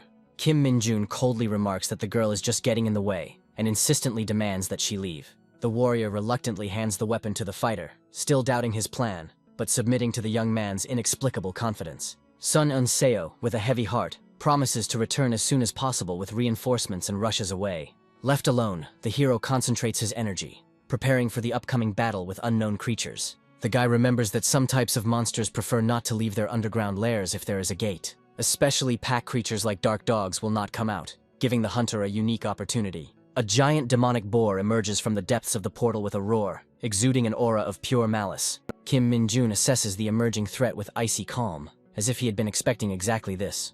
The street is instantly filled with a whole pack of enraged boars, ready to tear apart the lone warrior. The hunter greets the monsters mockingly, as if they were simply late for the feast prepared for him. The young man leaps into the air, preparing to deliver a deadly blow from above to the flock. The young man releases clots of dark energy, activating the dark arrow skill in mid-flight. The guy is surprised to notice that the monster's thick skin easily repelled the magical projectiles. Kim Min-jun changes tactics and unleashes all his physical might on the skull of one of the boars, turning it into a bloody mess. The fighter takes out a knife with a predatory grin, hinting that he has something more serious in reserve than brute force. A shimmering net of pink energy envelops the monsters, completely rendering them unable to move. The corporal acknowledges the strength of the enemy's armor, but his gaze is already searching for vulnerabilities beneath it. The warrior unleashes his true demonic essence, activating the terrifying skill Decomposition. Kim Min-jun, with sadistic pleasure, asks the frozen creatures if they like the taste of his dark power. Purple flames consume the flesh of monsters, turning them into dust under the hunter's gleeful gaze. Having destroyed the first wave, the hero prepares to use his blade, anticipating the continuation of the bloody harvest. The energy cage flares up again around the fighter, demonstrating complete control over the battlefield. The young man's gaze is riveted to the portal, where new victims for his deadly abilities are still hiding. In the midst of the battle, a woman's scream is heard calling the hunter's name, and the atmosphere of triumph is instantly destroyed. The hero turns around in horror, not believing that the squad led by Son Yun-seo returned so unforgivably quickly. An old enemy in a beret roughly grabs the corporal by the shoulder, demanding an answer for the massacre he has caused. Lieutenant Choi In looks over the corporal with concern, afraid to find even one wound on the hero's body. The girl cannot believe the dedication of the guy who decided to single-handedly hold back the monsters to save his comrades. A squad of warriors gazes in awe at the mysterious hunter, whose strength seems simply inhuman. The commander demands that Kim Min-jun immediately introduce himself, trying to figure out the identity of this mysterious savior. The lieutenant studies the leave form with distrust, not understanding why the soldier needed to go into the thick of things on legal leave. The young man concocts a plausible story about urgent business in Hwachin to conceal his true mission. Choi In decides to leave the interrogation for now, announcing a withdrawal before the strategic group takes control of the territory. Enthusiastic girls surround the corporal, showering him with compliments for his incredible victory over the 5 red boars. Annoyed by the intrusive attention, Kim Min-jun mentally asks his fans to leave him alone.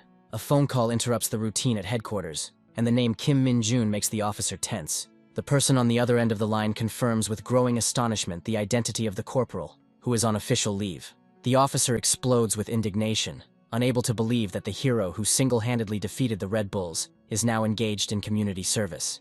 That night, the lieutenant reports by telephone that the situation has been completely stabilized and that her unit is cleaning up. A young man with a gloomy look goes about his routine work, encountering such an unusual form of gratitude for the first time. One of the warriors discusses with her friend the incredible fact that their savior is helping them on his day off. The girl blushes, imagining the noble act of the hunter who sacrificed his personal time.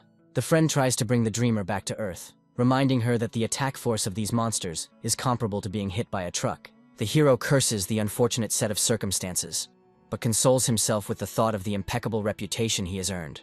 An awkward movement of the instrument almost ends in injury for the blue-haired stranger, causing the guy to cry out in fright. Kim Min-jun breathes a sigh of relief after avoiding an accident, while the furious girl glares at him. Kim Min-jun panics and tries to push the stranger away, demanding that she make way for him. The blue-haired girl calmly stops him, insistently offering a serious conversation. The irritated corporal coldly asks what this strange warrior needed that was so important. The female fighter suddenly recalls an old incident when a young man shouted at her from a bus window. Complete bewilderment is reflected on the face of the hero, who has absolutely no memory of this strange event. The hunter, with a cheeky grin, denies the accusations, claiming that he simply promised to give someone a beating. The warrior humbly admits her guilt in that skirmish and apologizes for the belated apology. The young man does not understand why the situation is being complicated and why he resorts to unnecessary lies. Kim Min-jun interrupts her remorse, suggesting that they forget about everything and just go their separate ways. A stranger stops a guy, telling a legend about a private who passed a promotion test with the highest score. The corporal freezes in confusion, trying to understand why this story is addressed to him. The young man asks again in bewilderment who they are talking about, still not grasping the essence of the conversation. The girl proudly reveals the main secret. That legendary soldier was her father, a division captain. She shares her innermost thoughts, explaining that she joined the army to follow in her father's unique footsteps. Kim Min-jun is struck by an incredible revelation. The girl's father is the same Sunbai who was the first to achieve his cherished goal. A shocking thought flashes through the hero's head. The captain went to serve as a private after waking up as a hunter. The warrior dispels his suspicions by explaining that in his youth, her father was considered too weak for the army. Awakening gave him not only strength, but also the chance to fulfill his dream, to become the protector of his family. An overwhelming desire to immediately meet this living embodiment of a legend flares up in Kim Min-jun's soul. The blue-haired beauty happily offers to arrange a meeting, confident that her father will be happy to meet her.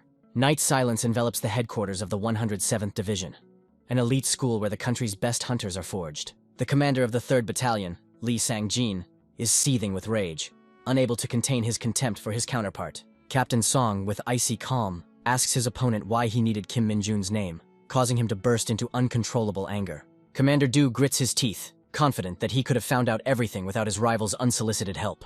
The brutal clash between the two commanders escalates, turning the training hall into an arena for a deadly battle. The subordinate watches the fight in horror, realizing that this is not a friendly brawl, but a real war. A mad rage overwhelms the opponents, and it seems that no one can stop this bloody madness. The graceful warrior easily dodges the crushing blow, boldly entering the epicenter of the battle. Lieutenant Yu coldly announces the end of the 5-minute sparring session, demanding in an authoritative tone that the fight be stopped immediately. The wounded commanders exchange hateful glances, making it clear that the real fight is yet to come. The training hall, destroyed to the ground, eloquently testifies to the monstrous strength of the two military leaders. The girl reports to Commander Du that his rival has successfully completed clearing the territory of the Red Bulls. The bearded commander reluctantly acknowledges the enemy's successes, not forgetting to praise his loyal subordinate. After the lieutenant leaves, the two rivals remain in silence, recovering from the grueling battle. Captain Song breaks the silence by asking directly about the real reason for the visit that led to such a destructive duel. Commander Du bluntly declares his intention to promote Kim Min-jun to the rank of sergeant, laying his cards on the table.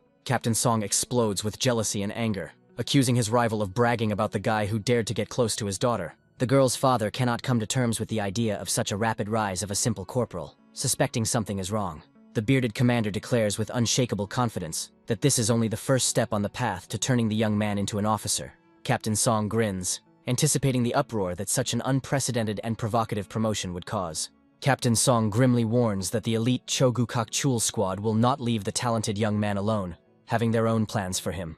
Commander Du, with fury in his voice, demands that his rival immediately join his faction in order to protect their common protege. Captain Song, with cold determination, rejects the alliance, declaring his intention to personally evaluate the young fighter's potential. Under cover of night, the Huachin squad continues its mysterious mission in the mountains, unaware of the events to come. Suddenly, Kim Min-jun's familiar appears in front of him, pointing to a clot of dark energy in the forest. From the clouds of demonic magic emerges a sinister hooded figure, concealing its face and true intentions. The enthusiastic warriors shower Kim Min-jun with thanks from the bus window for their collaboration.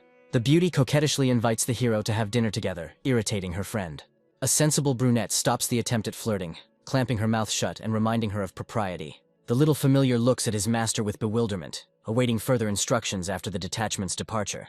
The corporal looks at his assistant with annoyance, lamenting that the appearance of these demons has ruined all the plans. Suddenly, the familiar begins to gesticulate frantically, trying to warn the hunter of the impending danger. The hero suddenly senses the presence of a being whose demonic energy goes beyond all measurable scales. The young man's face lights up with a predatory smile as he realizes the true purpose of this mysterious territory.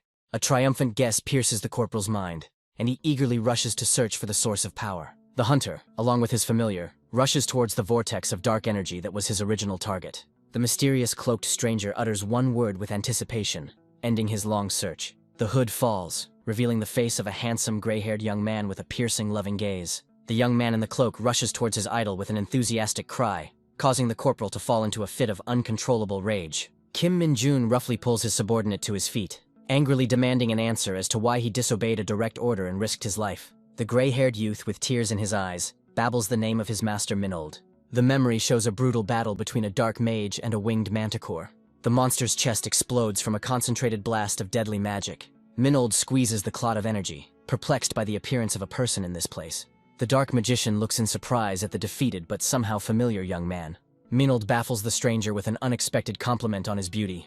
The gray-haired magician is shocked that his savior does not know who Minold is. Li Bonggu proclaims the hero to be the hope of all black magicians, leaving him in shock. The dark mage looks with disdain at the weak follower, not understanding his status. Minold coldly advises the nameless mage not to venture into such dungeons again. The departing savior suddenly turns around to ask the name of the boy he saved.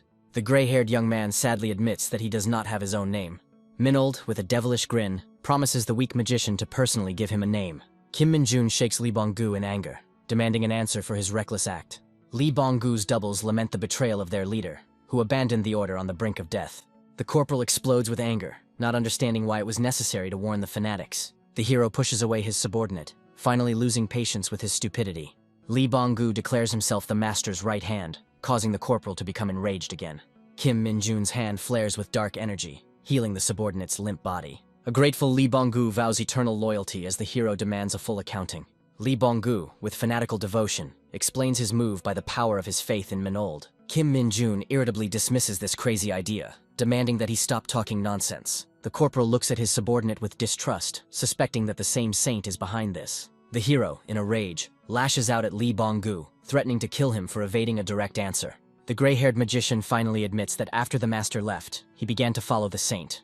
The dark mage recalls the ominous rumors that surrounded the temple after Minold's disappearance. Strange sounds came from the temple, and people whispered about catching giant monsters. Lee Bong-gu recalls in horror that traces of the captured creatures disappeared without a trace. No bones, no skin. Nothing remained of the victims of the mysterious night rituals. The subordinate looks at his master with horror, waiting for confirmation of his terrible suspicions. Kim Min-jun confirms the story with icy calm, not seeing anything surprising in it. The corporal begins to suspect that Lee Bong-gu is not who he claims to be. A fragment of a sword appears in the hero's palm, which becomes the key to solving the mystery. The gray-haired mage recognizes the fragment as a blade fragment used by the temple guard.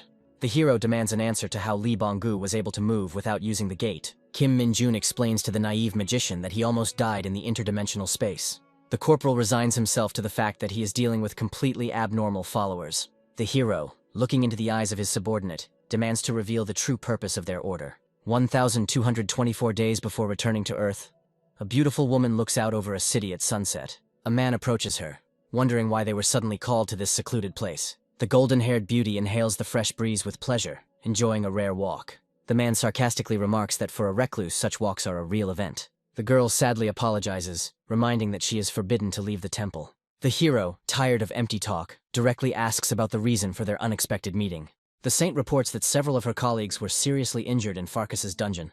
Minold is stunned by the mention of a religion that simply does not exist in his world. The girl explains that they are talking about a monster from their home planet, and not about earthly concepts. The hero sighs with relief, realizing that he simply confused the similar-sounding names of the monsters. The dark magician cannot shake off the thought that there is some secret behind all this. He voices his suspicions about the connection between the monsters of Eastgard and the creatures on Earth. The saint confirms his guess, mentioning that the gates and monsters appeared hundreds of years ago. If there is a connection between the worlds, then the suffering of their peoples is caused by the same phenomenon. The girl reinforces her words by saying that the hero entered their world through the same gate. She warns that organizing the movement of a huge number of monsters is not easy. Minold agrees to help, but sets the condition that he will be sent home after completing the task. In the present, Kim Min-jun ponders the information he received from Lee Bong-gu. He recalls that Eastgard had long suffered from gates that caused spatial distortions. Now the corporal understands why the saint spent so much energy sending monsters to another world. He comes to the conclusion that she is using the sacred relics to catch only him. Lee Bong-gu kneels before his master, vowing to serve him until death. Kim Min-jun barely contains his irritation, begging the obsessive fanatic to stop. Lee Bong-gu enthusiastically accepts his new name, promising eternal loyalty to his master. The corporal falls into a stupor, realizing that he himself has nothing to give. The gray-haired magician readily offers his modest services in transforming people into animals. The hero asks a subordinate to turn into a raven to complete a special task. Kim Min-jun, with a mischievous smile, sends the newly minted raven on a flight with the night wanderer. The familiar looks with wild jealousy at his competitor, who has turned into a bird.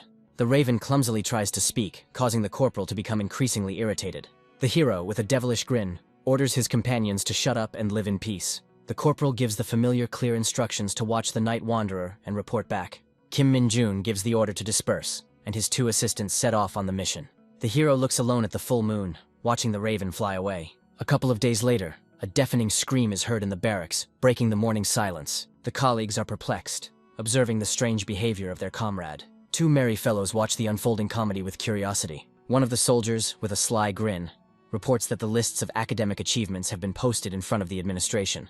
Comrades are shocked to hear Sergeant Lee Sung-ho's incredible 75 points. The red-haired guy excitedly announces good news, intriguing his friends. Kim Min-jun enters the barracks, reporting his return from leave. A fellow soldier announces that Corporal Kim Min-jun took first place with 99 points. The senior officer cheerfully greets the third platoon, wishing everyone a bon appetit. Kim Min-jun reports with a strained smile that his vacation has ended successfully. His fellow soldiers look in shock at the new stripes on the hero's uniform, not believing his promotion. The red-haired guy can't believe his rapid promotion. The sergeant major reads an official letter from the division headquarters about the assignment of a new rank. In the flashback, Kim Min-jun's comrades throw him into the air in celebration of his achievements. Two fellow soldiers discuss with envy the bet they made with the newly appointed sergeant. Kwang Shik is horrified to realize that he will now have to salute the former corporal. Kim Min-jun, with a triumphant smile, reminds the losers of his victory. The hero counts the money he has won with anticipation, rejoicing at his luck. Kwang Shik becomes furious when the sergeant demands 30% of his winnings. Kim Min-jun explains with icy calm that he is not doing this for the money. The sergeant lifts the barbell with ease, declaring that he is not angry about their bet. The hero begins a grueling training session for his debtor, demanding full commitment. Kim Min-jun easily adds weight to the barbell, driving Kwang-shik to exhaustion. The sergeant calmly explains that his intentions are pure, and he only wants to help. The frightened comrades try to escape the generous offer of help by refusing to train.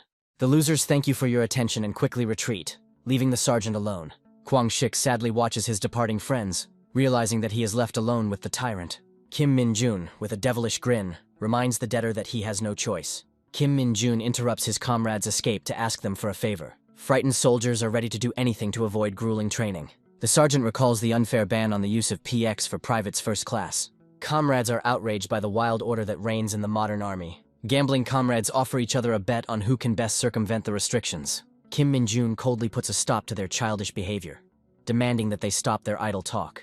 The hero promises to speak with the sergeants personally, but leaves the rest to his comrades. The soldiers readily accept the offer, assuring the sergeant that they can be relied upon. Kwang-shik listens in horror as he is called into the office, expecting the worst. The sergeant informs the stunned corporal that he is being transferred to the second squad. Kwang-shik tearfully realizes that he will now be able to train with the sergeant. The explosive snake, a dangerous reptilian monster, prepares to attack.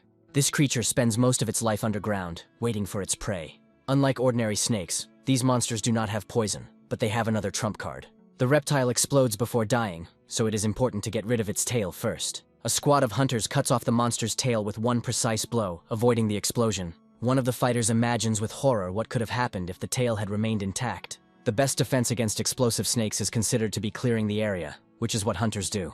The soldier looks in horror at the giant snake looming over him, ready to attack. One of the hunters managed to catch a whole bunch of these creatures in Eastgard. The hunter confidently states that one such specimen will be quite sufficient. The squad leader suggests making a short stop to catch their breath. One of the fighters excitedly discovers a new skill, Agility Leap. The soldier rejoices at the ability he has received, realizing that this dungeon is a real treasure trove. The familiar suddenly turns to its master, interrupting his thoughts. The little helper reports that he has detected a huge amount of demonic energy. Kim Min-jun excitedly clarifies the location of the source, anticipating a new battle. A couple of days later, in Incheon, the Night Wanderer meets his feathered spy. Raven reports that all this time he was only observing, without taking any action. Lee Bong-gu reports that he does not sense the presence of monsters, and that the energy is coming from the dungeon. The Night Wanderer is surprised to learn that a man has appeared in the house that was empty yesterday. The guy is angry that he will have to lure out the soldier for whom he had so hard to get a leave. At first glance, it may seem that a typical break-in is about to occur. In fact, the Night Wanderer is going to steal a dangerous object from a civilian's home. The hero confidently heads towards the house, ordering his spy not to attract attention. The Raven and its owner silently enter the house through an open window. The Night Wanderer looks around the room, looking for what he came for. His attention is drawn to a crystal that exudes pure dark energy. The guy notes with surprise that the crystal has been processed and does not harm the body. Suddenly, a blue-haired girl in a fighting stance appears in the room. A blue-haired girl sits alone on the bed, lost in her thoughts. She reads a message from her mother, who is worried about her, with a smile. Hearing a strange noise, the heroine carefully descends the stairs. The girl, furious, demands an answer from the intruder, ready for a fight. The Night Wanderer panics when he realizes that he has accidentally invaded the commander's daughter's home. The Raven and the familiar look at each other in horror, realizing that their master is in trouble. The hero cannot believe in such fatal bad luck and random coincidence. The guy remembers how this girl had already caused him problems in the desert. The warrior angrily orders the uninvited guest to raise his hands up. She rushes at the intruder in a rage, not giving him a single chance. The girl delivers a crushing kick, aiming straight at the opponent's head. A series of lightning strikes falls upon the Night Wanderer, leaving him no escape route. The heroine demonstrates incredible flexibility and fighting skills, attacking with a spinning move. The guy is surprised to note that the girl moves too fast for her rank. He easily intercepts her hand, stopping the attack at the very last moment. The girl looks at her grabbed hand in shock, not believing what is happening. She understands that she is not dealing with an ordinary civilian, but with an awakened one. The warrior attacks with renewed vigor, realizing that her opponent is awakened. The guy easily dodges her blows, moving with incredible speed. The girl realizes that she will not be able to dodge the next attack. The Night Wanderer disappears into the darkness, leaving the girl completely bewildered. The heroine screams in panic after the fleeing thief, trying to stop him. The girl can't believe that she wasn't able to land a single blow during the entire fight. She looks at the note left behind with a mocking inscription in anger. The boy studies the stolen crystal with delight, realizing its incredible value. Raven hesitantly suggests that it might be a monster crystal. The hero scolds his spy for his talkativeness. even though he himself knows the truth. He had never seen anything like it, even in Eastgard, a world of magic and monsters. Monster crystal is a rare mineral that can be found inside some creatures. These crystals vary depending on the age and danger level of the wearer. They all contain mana, the amount of which is proportional to their size. Of all the trophies that can be obtained from monsters, this is one of the most valuable. The hero notes with surprise that he has never heard of crystals with demonic energy. He absorbs the crystal's energy, not understanding how such a thing could end up on Earth. The guy decides not to participate in the Saints' games, but simply to take what he needs. The hero is delighted to receive 2 new skills at once. He decides to test the uniqueness of demonic energy, which is now odorless and colorless. The guy realizes that this is the perfect disguise that will help him remain unnoticed. He is delighted to discover that he has gained the skill to capture demonic energy. The raven, having gained a new ability, sheds its feathers, demonstrating its new strength. The hero realizes that the new ability will help him attract objects from a distance. Kim Min-jun gives his assistants a new task, to find dungeons with demonic energy. The familiar and the raven salute, ready to carry out the order immediately. The guy smiles and invites his new acquaintance to try Korean food. Lee Bong-gu looks at the dishes offered to him in confusion, not knowing where to start. Kim Min-jun angrily scolds his subordinate for his rude behavior at the table. The hero looks with understanding at his hungry comrade, who ate biscuits in Istgard. The guy looks at his phone in surprise, realizing that he has solved the problem with the ban. A group of new recruits undergoes grueling guerrilla training as hunters. Exhausted soldiers lie on the ground while instructors watch from above. One of the fighters runs across the rope bridge with a mad look, trying to complete the task. Another soldier descends a rope from a wall, overcoming his fear of heights. Recruits have difficulty remembering the national anthem and the hunter's credo after hard training. Guerrilla training for hunters had a completely different meaning than in a regular army. This training was not much different from the others, and had already earned a bad reputation.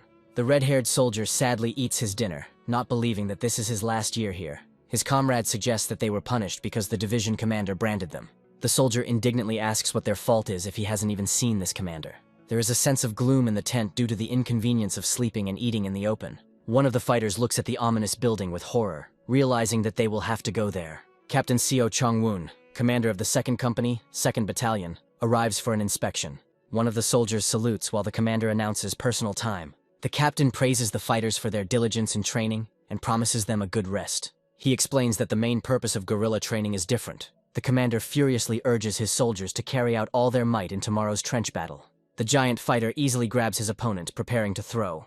A brutal battle unfolds on a square field, where everyone is for himself. The giant soldier throws his opponent into the air, demonstrating incredible strength. The fighters beat each other mercilessly, trying to push each other out of the field. The instructor announces the victory of the 1st Division, 2nd Company, 1st Platoon team. Spectators watch trench fighting, which is part of partisan training.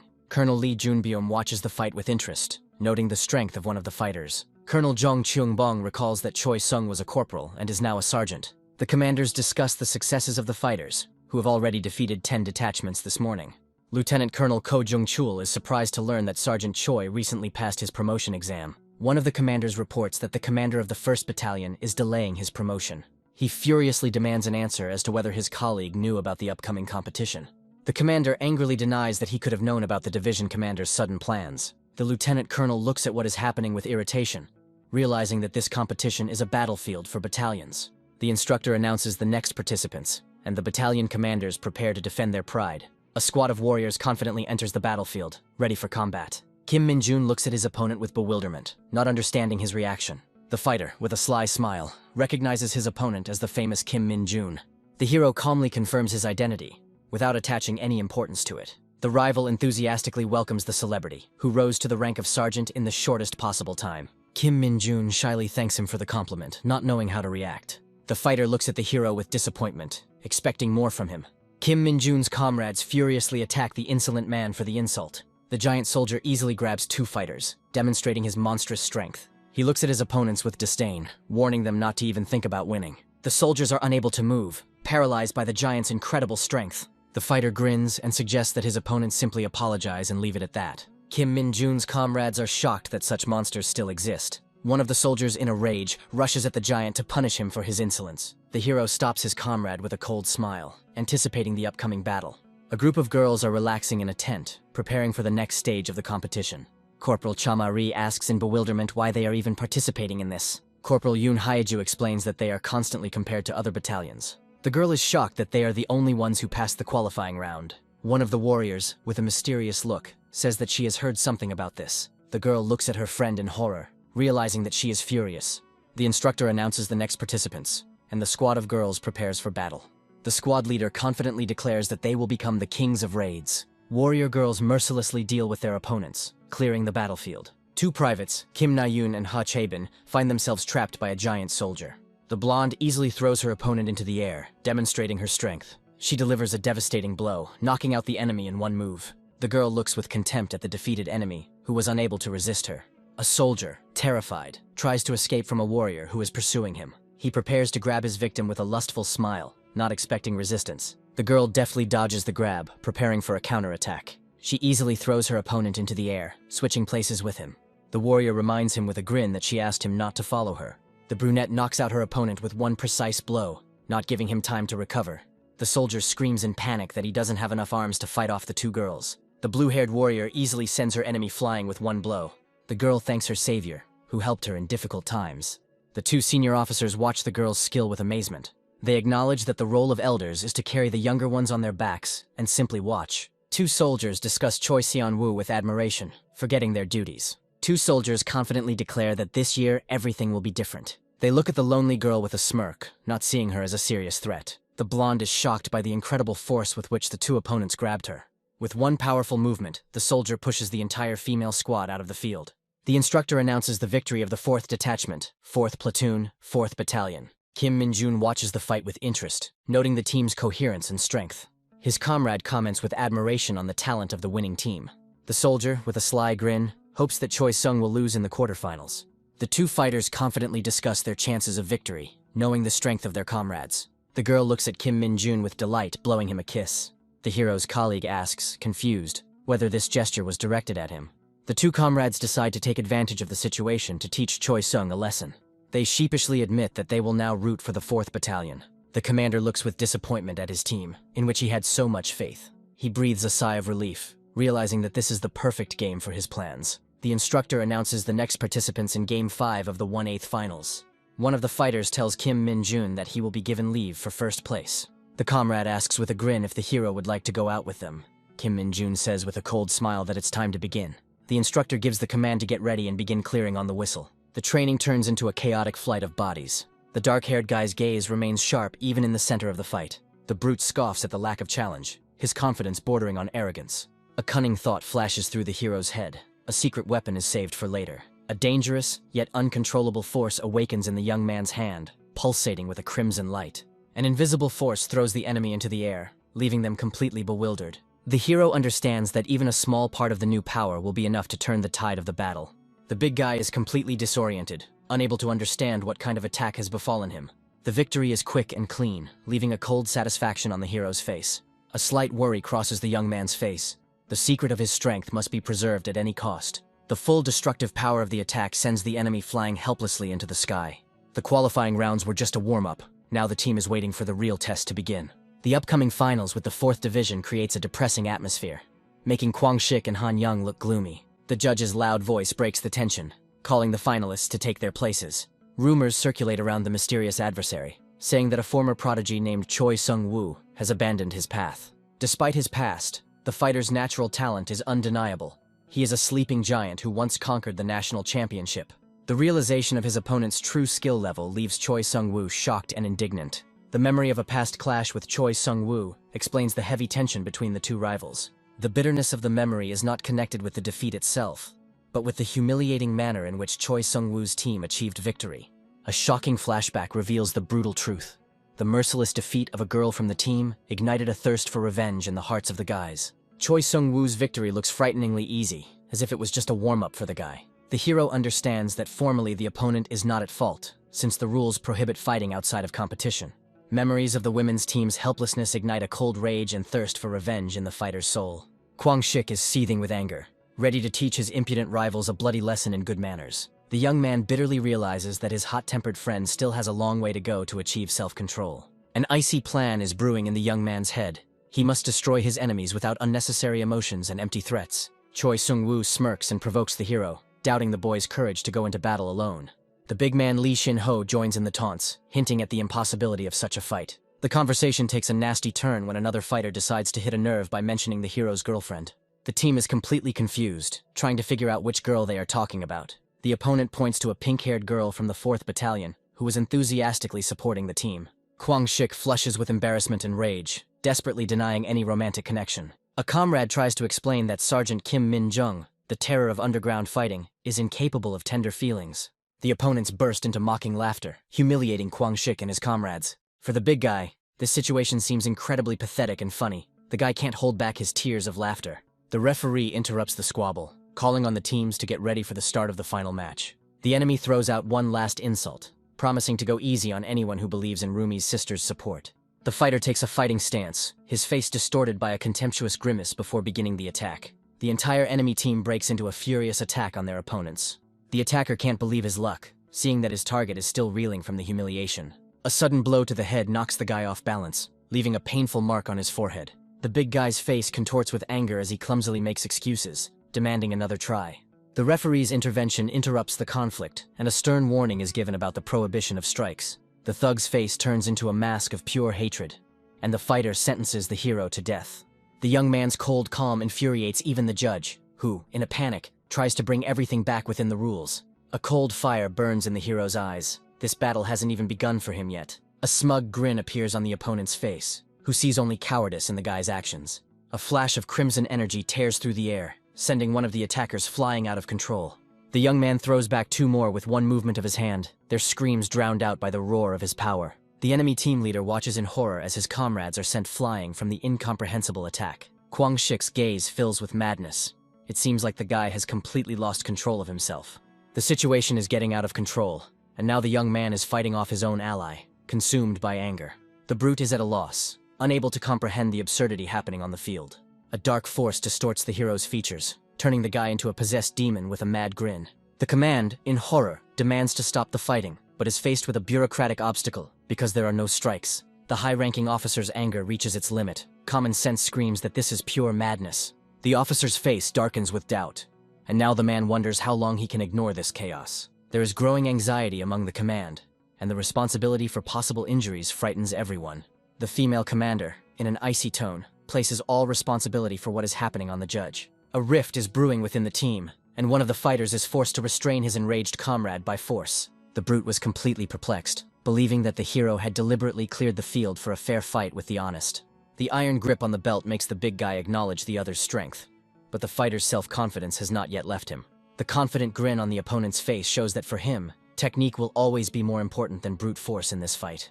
A swift and humiliating throw sends the brute crashing to the ground, shattering any illusion of superiority. The defeated fighter lies in complete shock, his mind refusing to believe the crushing failure of his honed technique. The hero's demonic gaze with burning eyes makes the enemy finally realize the real, mortal danger. The comrade, in a panic, tries to stop the madness, shouting words of surrender to save everyone from the youth's wrath. A merciless throw sends flying even his own ally, who tried to reason with the enraged fighter. The fallen comrade chokes on the ground in pain and shock, unable to understand what made his friend do this. The guy's iron grip doesn't allow the enemy to breathe while the demand for immediate surrender is heard. The terrified thug screams in panic for surrender, desperately trying to break free from the steel embrace. The powerful throw proves that Rumi's little sister is more than just a picture for the young man. The young man's face expresses deep affection as he calls Rumi his favorite character. The helpless body of a comrade lies on the cracked ground, and in his fading consciousness, there remains only a silent question. The referee's loud voice announces the end of the match and the triumphant victory of the hero's team. Kim Min-jun returns to his normal state, awkwardly admitting that he was a little nervous. The team surrounds the winner in complete delight, admiring the incredible ease of this duel. An admiring comrade calls this fight the most spectacular and impressive in many years. Another fighter smiles and approves of the cunning plan that left Choi Sung-woo alone to be torn apart. Kim Min-jun looks with slight irritation at his naive friends, whose interpretation of events is very far from the truth. His unwavering integrity prevents the big guy from justifying violence against his teammates. Bitter disappointment is reflected on the face of Kim Min-jun, who turns away from his comrades. The comrades watch the departing fighter, perplexed by his excessive seriousness. The fighter's inner confidence grows stronger. Any carelessness could lead to defeat at the hands of his successor. The humiliating defeat fuels Choi Sung-woo's determination to get revenge next time. The awards ceremony becomes a moment of recognition of the merits of distinguished soldiers. The officer's gaze is full of pride and honor as he gives the military salute. The awkward excuse about going to the toilet serves only as a cover for the mysterious departure of one of the soldiers. Exhaustive guerrilla training causes a wave of resentment and fatigue in the fighter. The sudden appearance of the huntress girl makes the fighter's heart stop with admiration. The charming stranger, fully prepared for battle, responds to him with a calm and confident look. Snow covers the base the next day, bringing with it a lull after the hard training. A premonition of danger makes one of the guys insist on maximum caution in the upcoming task. A more daring comrade dismisses the fears, proposing a simple plan to lure the target into a trap. Without even having time to rest from training, the guys are already planning a new risky adventure.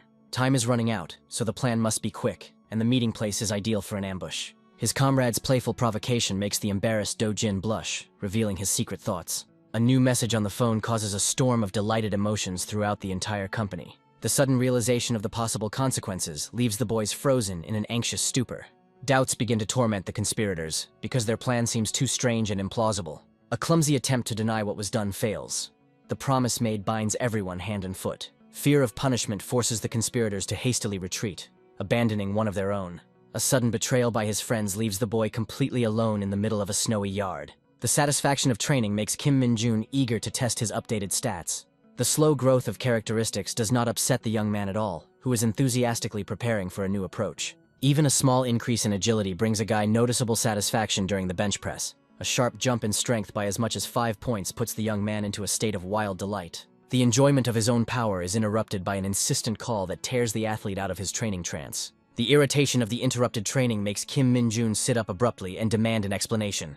A stupid question about food infuriates the hero, igniting righteous anger in the guy's soul. The comrade's despair finally breaks through the wall of anger, forcing the athlete to listen to the alarming news about the unknown energy.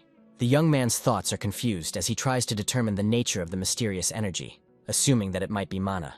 The memory of strange energy from Asgard brings to mind the image of a mysterious, long-haired stranger. An ill-timed mention of food in the midst of an important conversation sends Kim Min-jun into an indescribable rage. An unexpected message from a stranger leaves the guy stumped. He tries to figure out where the girl got his number from. A comrade's panicked cry stops the hero's finger a millimeter from the lock button.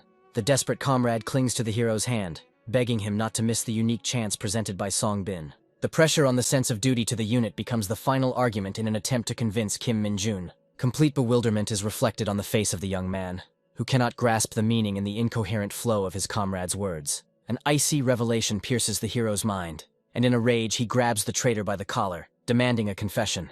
A comrade's desperate plea for a joint vacation sounds like a last-ditch attempt to unite the team. The confusion on Kim Min-jun's face turns to suspicion at the mention of Songbin Seo's name. The hero's indignation explodes into rage, demanding an immediate and honest answer.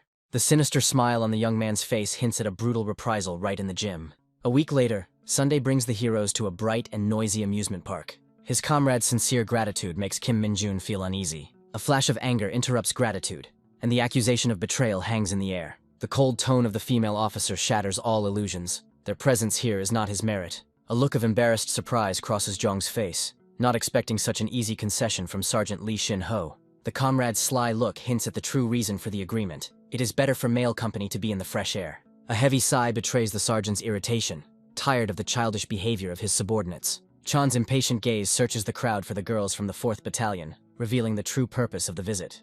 A shout of excitement draws everyone's attention to the group of female soldiers at the ticket office. The sudden appearance of a man with a stern look and scars creates an oppressive atmosphere. The stranger's frightening appearance arouses suspicion in the boys, causing one of them to instinctively grab his comrade.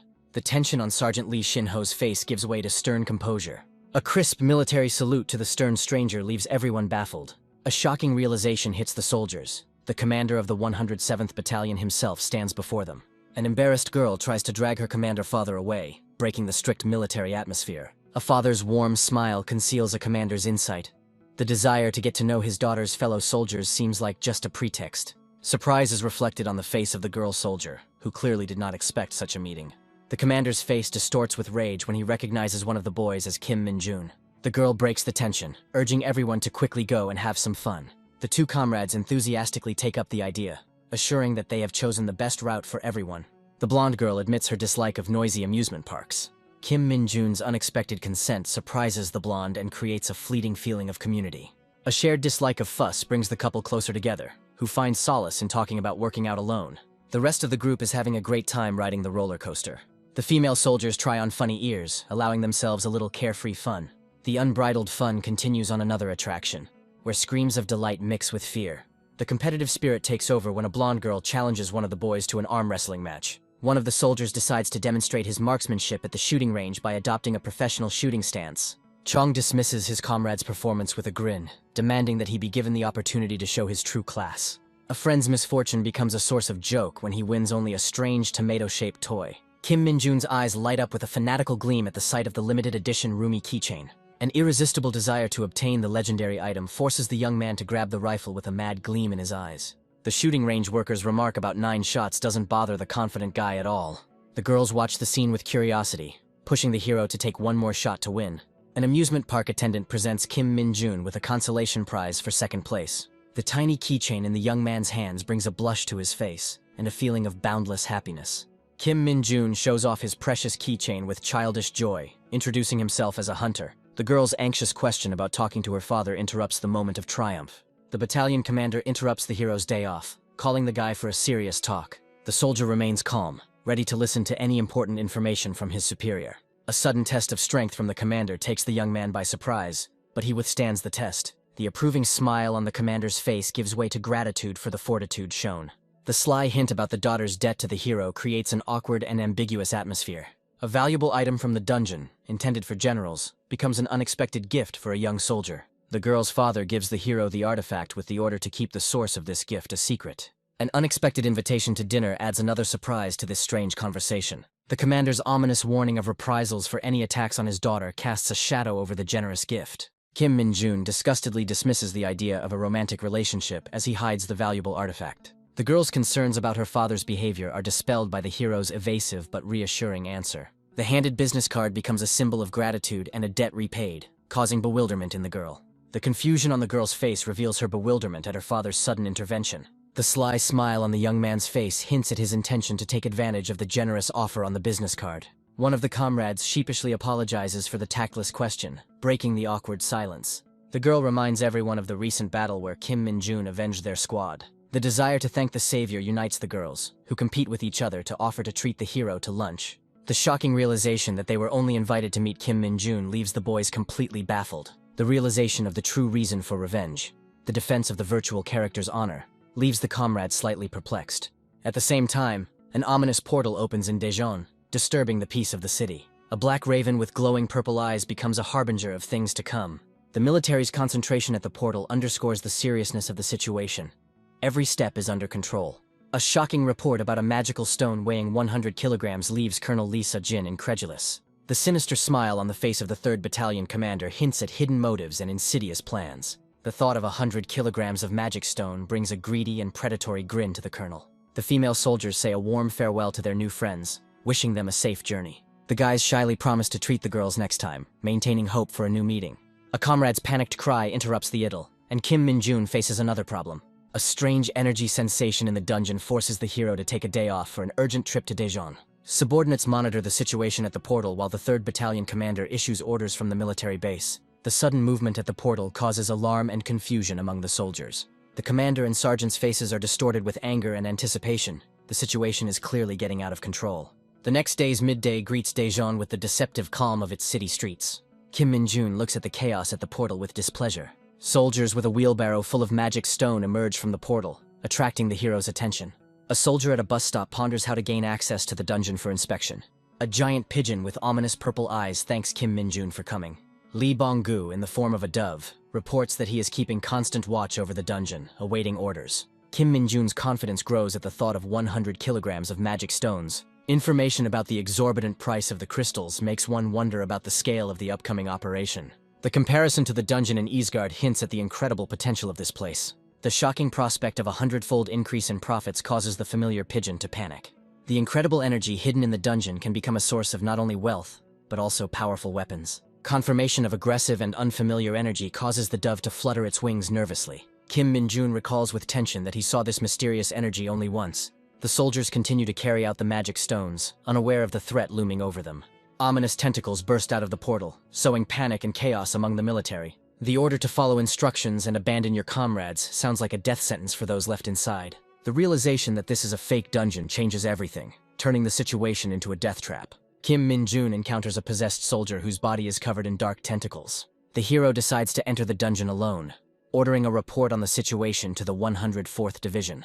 Warnings of danger cannot stop the young man's determination to save the soldiers remaining inside. The possessed colonel blocks the way. His mad look does not bode well. The hero dives into the portal, seething with energy without hesitation, leaving behind shocked witnesses. The tentacles close behind the young man, cutting off his escape route. The colonel's face twists into a grimace of horror as he realizes the full scale of the nightmare that is unfolding. A system notification confirms the entrance to the dungeon, plunging the hero into a dark unknown. Deep in the cave, Kim Min-jung finds surviving soldiers surrounded by a scattering of precious crystals. The faces of the soldiers, Privates Lee Ju-hwan, Jong Jong-tai and Corporals Kim Sung-won, Choi Tai-hyun, Im Tai-sun, are full of horror and confusion. Kim Min-jun's calm question about other survivors sounds dissonant against the general chaos. The unexpected appearance of a sergeant from the 104th Division leaves the soldiers in shock and disbelief. The hero puts off explanations for later, focusing on the main thing, checking the condition of the victims. The lack of proper equipment on the transport team evokes a silent reproach in the young man. The idea of sending only a transport team into the dungeon without support seems to the hero the height of absurdity. Kim Min-jun orders the soldiers to take their equipment with them in preparation for the unknown. The shocking news that they are in a fake dungeon leaves the soldiers terrified. The hero tries to explain to the soldiers the mortal danger of their situation in simple words. Comparing the dungeon to a giant man-eating monster makes the blood run cold in the veins of the frightened fighters. A scattering of magical stones on the cave floor turns out to be just bait in a deadly trap. Kim Min-jun's confident promise to get everyone out gives the soldiers a tentative hope. The only condition for salvation is unquestioning obedience to every command of the hero. The new plan of action, moving towards the center of the dungeon, destroying monsters along the way, sounds like madness. The soldiers' doubts about the correctness of this plan are replaced by fear at the mention of monsters. The hero confirms their worst fears. Now the main goal is to survive and destroy the enemy. Ugly clay monsters begin to rise from the ground, causing the soldiers to panic. A powerful blow from a fist charged with crimson energy shatters the monster into pieces. Kim Min-jun stands up for the terrified soldiers, ordering them to stay back. The realization that it was the same sergeant from the 104th Division standing in front of them made Corporal Im Tae-sun freeze in amazement. Rumors of a legendary hunter circulating in the community finally take on flesh and blood. The invincible monster of the hunter army appears in all its glory, its confidence bordering on arrogance. Commander Sun Tae-ho lashes out in anger at his subordinate, ignoring the military salute. The accusation of unauthorized actions takes the colonel by surprise, and he babbles pathetic excuses. The commander's wrath falls upon the colonel, who risked the lives of soldiers for his own gain. The tears of despair in the colonel's eyes reveal the fear and greed that led to the disaster. An unauthorized operation in a barely explored dungeon looks like pure suicide. The accusation of promotion-seeking strikes at the heart, revealing the colonel's true motives. The threat of severe punishment puts an end to this conversation. The fate of the offender is sealed. Commander Sun Tae-ho casts an icy glance at the portal, promising to personally put the colonel behind bars if there are any losses. The desire to help pushes the soldiers forward, but Kim Min-jung abruptly stops their impulse. The hero reminds us of his goal, to deal with the parasites in the center of the dungeon. Monsters spawned by the dungeon itself pose a deadly threat to anyone who dares enter. The closer to the center, the more of these creatures there are, turning the path into a real hell. The advice to conserve their strength sounds like an order, because any wound could be fatal for them. The real reason the hero took everything upon himself was the thirst for experience points, which flow like a river here. The greedy grin on the young man's face reveals his intention to take all the spoils for himself. The team, with renewed vigor, rushes deeper into the cave, ready for new battles. Inspired by the order, the soldiers run forward with battle cries, led by their savior. Ahead of them lies a new horde of clay monsters, eager to devour the uninvited guests. The dungeon's weakening field becomes a deadly trap for a weak squad. The only way to salvation lies in destroying the mysterious ball in the center of the cave. The strict order not to die becomes both a blessing and a heavy burden for the soldiers. Kim Min-jung takes on the main threat, promising to deal with the enemies quickly and effectively. Despite their fear, the soldiers eagerly accept the fight, drawing their blades. A new wave of clay monsters roars as they rush towards the squad, ready to devour them. Leaping into the thick of enemies becomes the hero's best opportunity to test his skills. A powerful airstrike pierces through the thickness of monsters, creating a shockwave. A devastating attack turns the ground into mush, destroying dozens of creatures in one fell swoop. The hero breaks free from the clay captivity, his body covered with the remains of destroyed enemies. The mad gleam in the young man's eyes betrays his thirst for battle and experience points. A mysterious purple sphere hovering above the altar pulses with ominous energy. The sergeant's sudden cry makes everyone retreat in horror from the dangerous artifact. The sphere explodes, releasing a cloud of toxic fog that consumes everything around it. Kim Min-jun realizes the deadly danger of poison for his comrades, who have no immunity. There is no time to think. The hero activates his demonic energy to protect the squad. The artifact given to him by the commander suddenly reacts to magical power, revealing its hidden capabilities. Remembering the commander's words makes the situation clearer. This item really does improve abilities. The long-awaited moment has arrived. The hero can finally use the artifact to improve his characteristics. A copy bracelet capable of reproducing any skill becomes an incredible stroke of luck and the key to victory. The perfect skill for the current situation has been found. The hero is ready to use his devastating power. A giant sword of pure dark energy materializes in the hands of the young man. The memory of the battle with the Dark Knight comes to life. His unique technique is now in the hands of the hero. Kim Min-jun is surprised to realize that he has copied the legendary monster's unique skill. The Banish ability summons a magical sword that can rip apart space and banish the enemy to another dimension. A powerful blow cuts through the poisonous cloud, opening a passage to another dimension.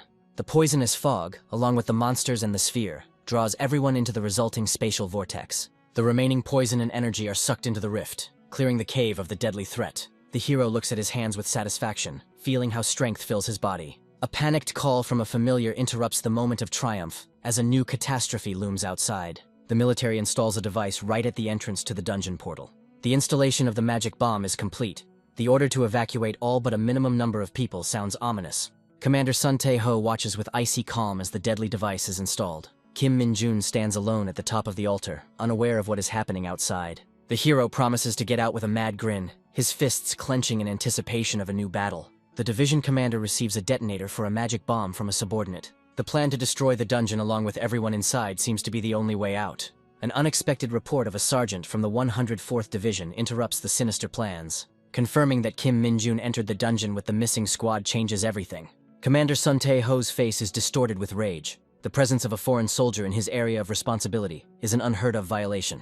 The guard's account of the gate's strange behavior confirms the worst fears.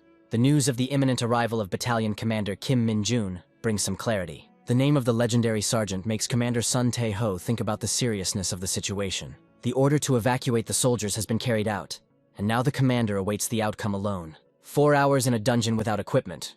This thought does not give the commander any peace. A soldier's alarmed cry about leaving the portal forces everyone to take up battle positions. A man in civilian clothes decisively enters an unstable portal.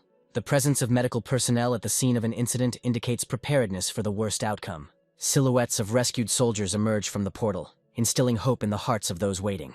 The commander greets the survivors with relief, his face expressing genuine concern. The tears of joy on the rescued soldier's face speak of the horror he experienced and his gratitude. The cry of the dungeon's capture echoes throughout the area, announcing victory. Kim Min-jun gives a military salute, his face expressing calm and a sense of duty accomplished. Commander Sun Tae-ho's gaze is full of respect and gratitude towards the young hero. The evening sun floods the 107th Division headquarters, bringing an end to a busy day. The commander begins the interrogation, asking how the soldier managed to end up in the dungeon on his day off. The sly grin on the young man's face betrays his innocent lie about looking for a commander for a joint dinner.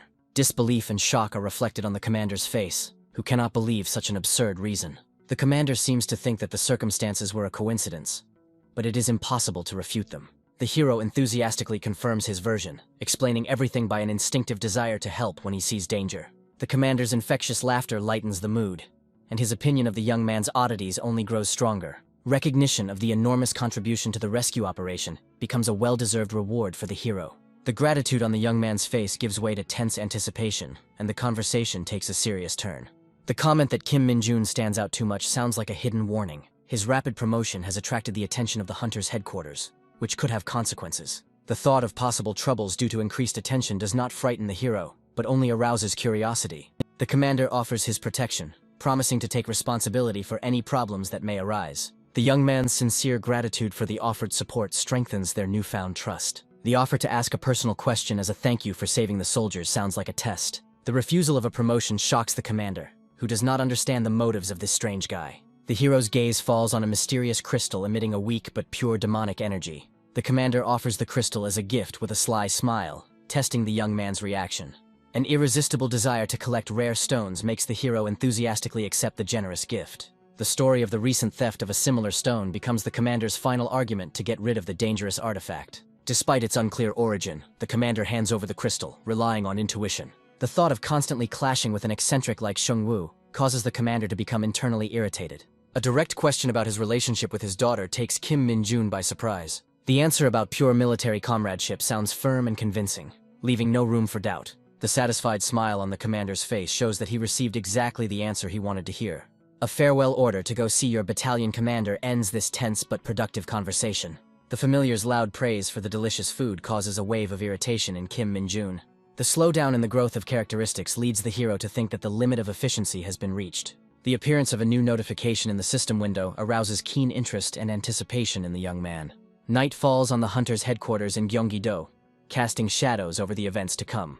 An angry shout breaks the silence of the office where Sun Tae-ho is being scolded for his mistake. The news of an upcoming inspection from the 107th Division, led by Lieutenant General Kim Chang-mo, makes the commander's blood run cold. A threat from the authorities sounds like a death sentence. A successful outcome of the incident no longer matters. Commander Kim Chang-mo is furious and promises to report Lee Sang-jin's misdeeds to headquarters. A sudden knock on the door interrupts the angry tirade, causing the commander to freeze in anticipation. The officer who entered salutes, his appearance adding even more uncertainty to the tense atmosphere. The dark figure in the boss's chair gives those who enter an unpleasant premonition. The commander of the Hunter Army, Colonel General Ko Hak-chol, appears in all his imperious glory. The arrival of Commander Lee, accompanied by his subordinates, creates an atmosphere of anticipation and anxiety. A panicked scream from the office causes Commander Lee and his men to rush to help.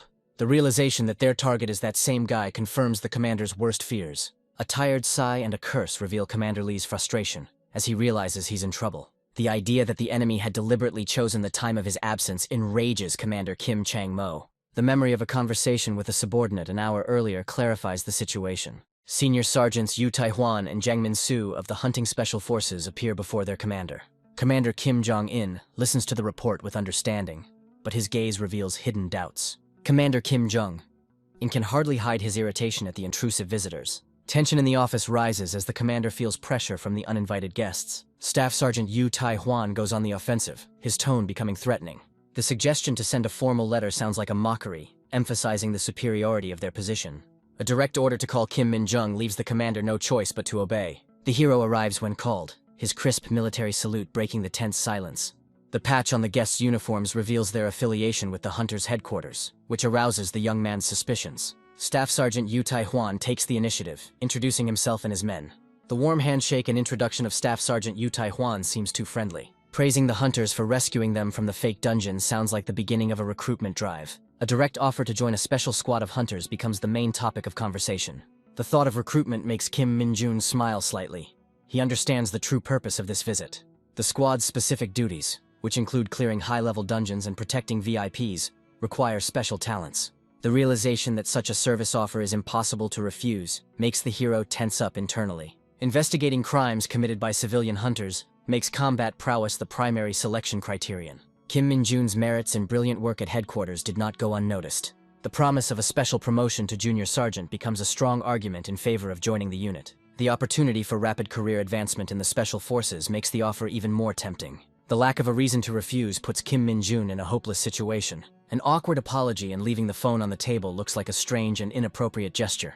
The special communication device issued to the special forces emphasizes the confidentiality of their missions. The question of using the internet and computers reveals the hero's main concern. A strict ban on personal devices and the internet on the Special Forces unit's premises ruins all the young man's plans. The officer's inner jubilation betrays their confidence that the new recruit did not suspect anything. The heavy silence and thoughtful look of the senior sergeant speak of hidden doubts. The refusal of a unique opportunity for the sake of a game causes a storm of indignation and shock among the officers. The firm statement about the irreplaceability of the game as a source of energy baffles recruiters. Understanding the hero's true motives forces Senior Sergeant Yu Tai-hwan to change tactics. The unexpected decision to leave puts the officers in an awkward position. Their plan has failed. The accusation of lack of confidence and searching for ridiculous excuses sounds like a last-ditch attempt to hurt the young man's pride. The threat of immediate expulsion in case of failure of the entrance test should have been the decisive argument. A calm question about the reason for such confidence in his failure disarms the recruiters. The officers' puzzled whispers betray their confusion. They had not expected such composure. Kim Min-jun challenges him, demanding proof that he will inevitably fail. Staff Sergeant Chang Min-soo accepts the challenge, his eyes lighting up with excitement. Commander Kim Young panics and tries to stop his subordinate, sensing trouble. The offer to use the training room sounds like an invitation to a duel. The entrance test turns out to be a serious fight with a senior hunter from a special squad. Despite his initial refusal, Kim Min-jun accepts the challenge, his gaze full of determination.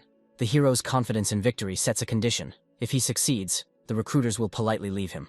The mockery of the choice of weapons sounds like a challenge, which the senior sergeant accepts with undisguised pleasure. The announcement of the rules of the fight, 3 rounds of 3 minutes each, creates the atmosphere of a real sports fight. The very first blow knocks the opponent down, demonstrating an overwhelming superiority in strength. The whip flying off from the blow symbolizes a crushing and humiliating defeat. The hero's body, helplessly sprawled on the floor, indicates a complete failure of the entrance test. Kim Min-jun's calm confidence in his victory puzzles the commander. Despite the obvious defeat, the commander continues to believe in the strength of his subordinate. The thought of possible problems after victory makes the hero think about the consequences. The fear of hurting the pride of the elite squad becomes the main cause of the young man's anxiety. A clever trick, allowing the opponent to hit you once, should save face for the loser. Senior Sergeant Yu Tae-hwan interrupts the fight, ordering the defeated man to be taken to the hospital. Praising someone for being able to dodge the first blow sounds like an acknowledgement of potential, but with a caveat about a lack of experience. The sudden announcement that the fight is not over leaves everyone in shock.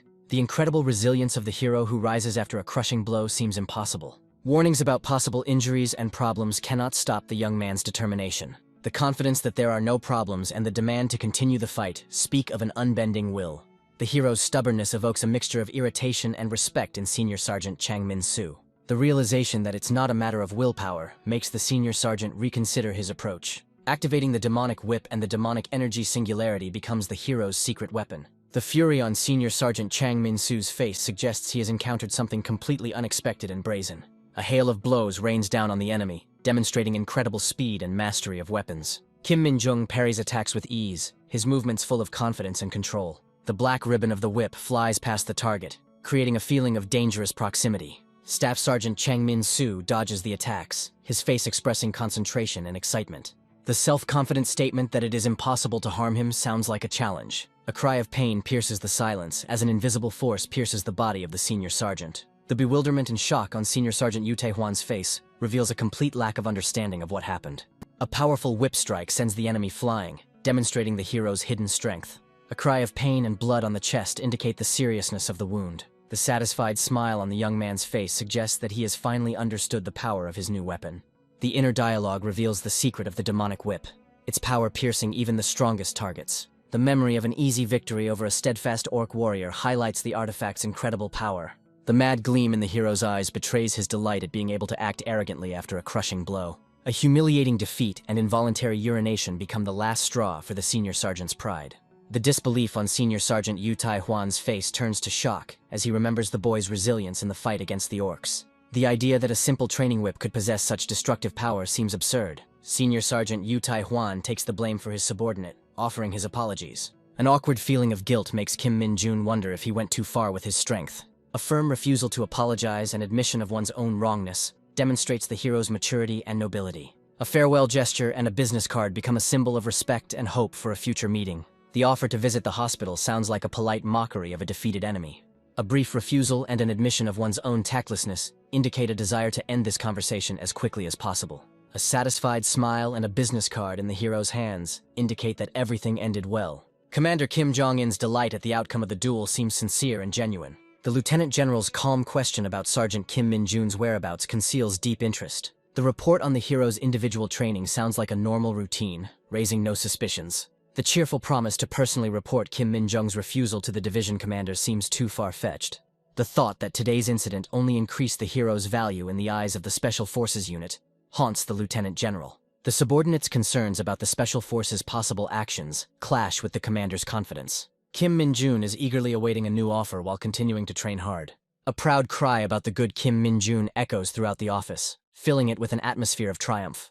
A malicious remark about the bad luck of the guys from the special squad makes those present laugh. Commander Du Seok-yong's fears that a valuable asset might be poached were finally allayed. The Lieutenant General's confident tone suggests that the time has come for their division to take a decisive step forward. The call to show sincerity and talent by choosing the 104th Division sounds like a battle cry. A sudden phone call interrupts the triumphant speeches, causing Commander Du Seok-yeon to frown. A sharp order to bring the necessary documents indicates the urgency and importance of the upcoming matter. An unexpected summons to the command office takes the hero's comrades by surprise. The order to appoint Kim Min-jung as the squad leader today sounds like a bolt from the blue. The question of Sergeant Lee Sun-ho's promotion remains unanswered, creating intrigue and tension. The decision to hand over the position of commander to Kim Min-jun seems the only correct one in the current situation. The enthusiastic shouts of his comrades confirm the general approval and respect for the new commander. A comrade's cautious question about recent rumors takes the hero by surprise.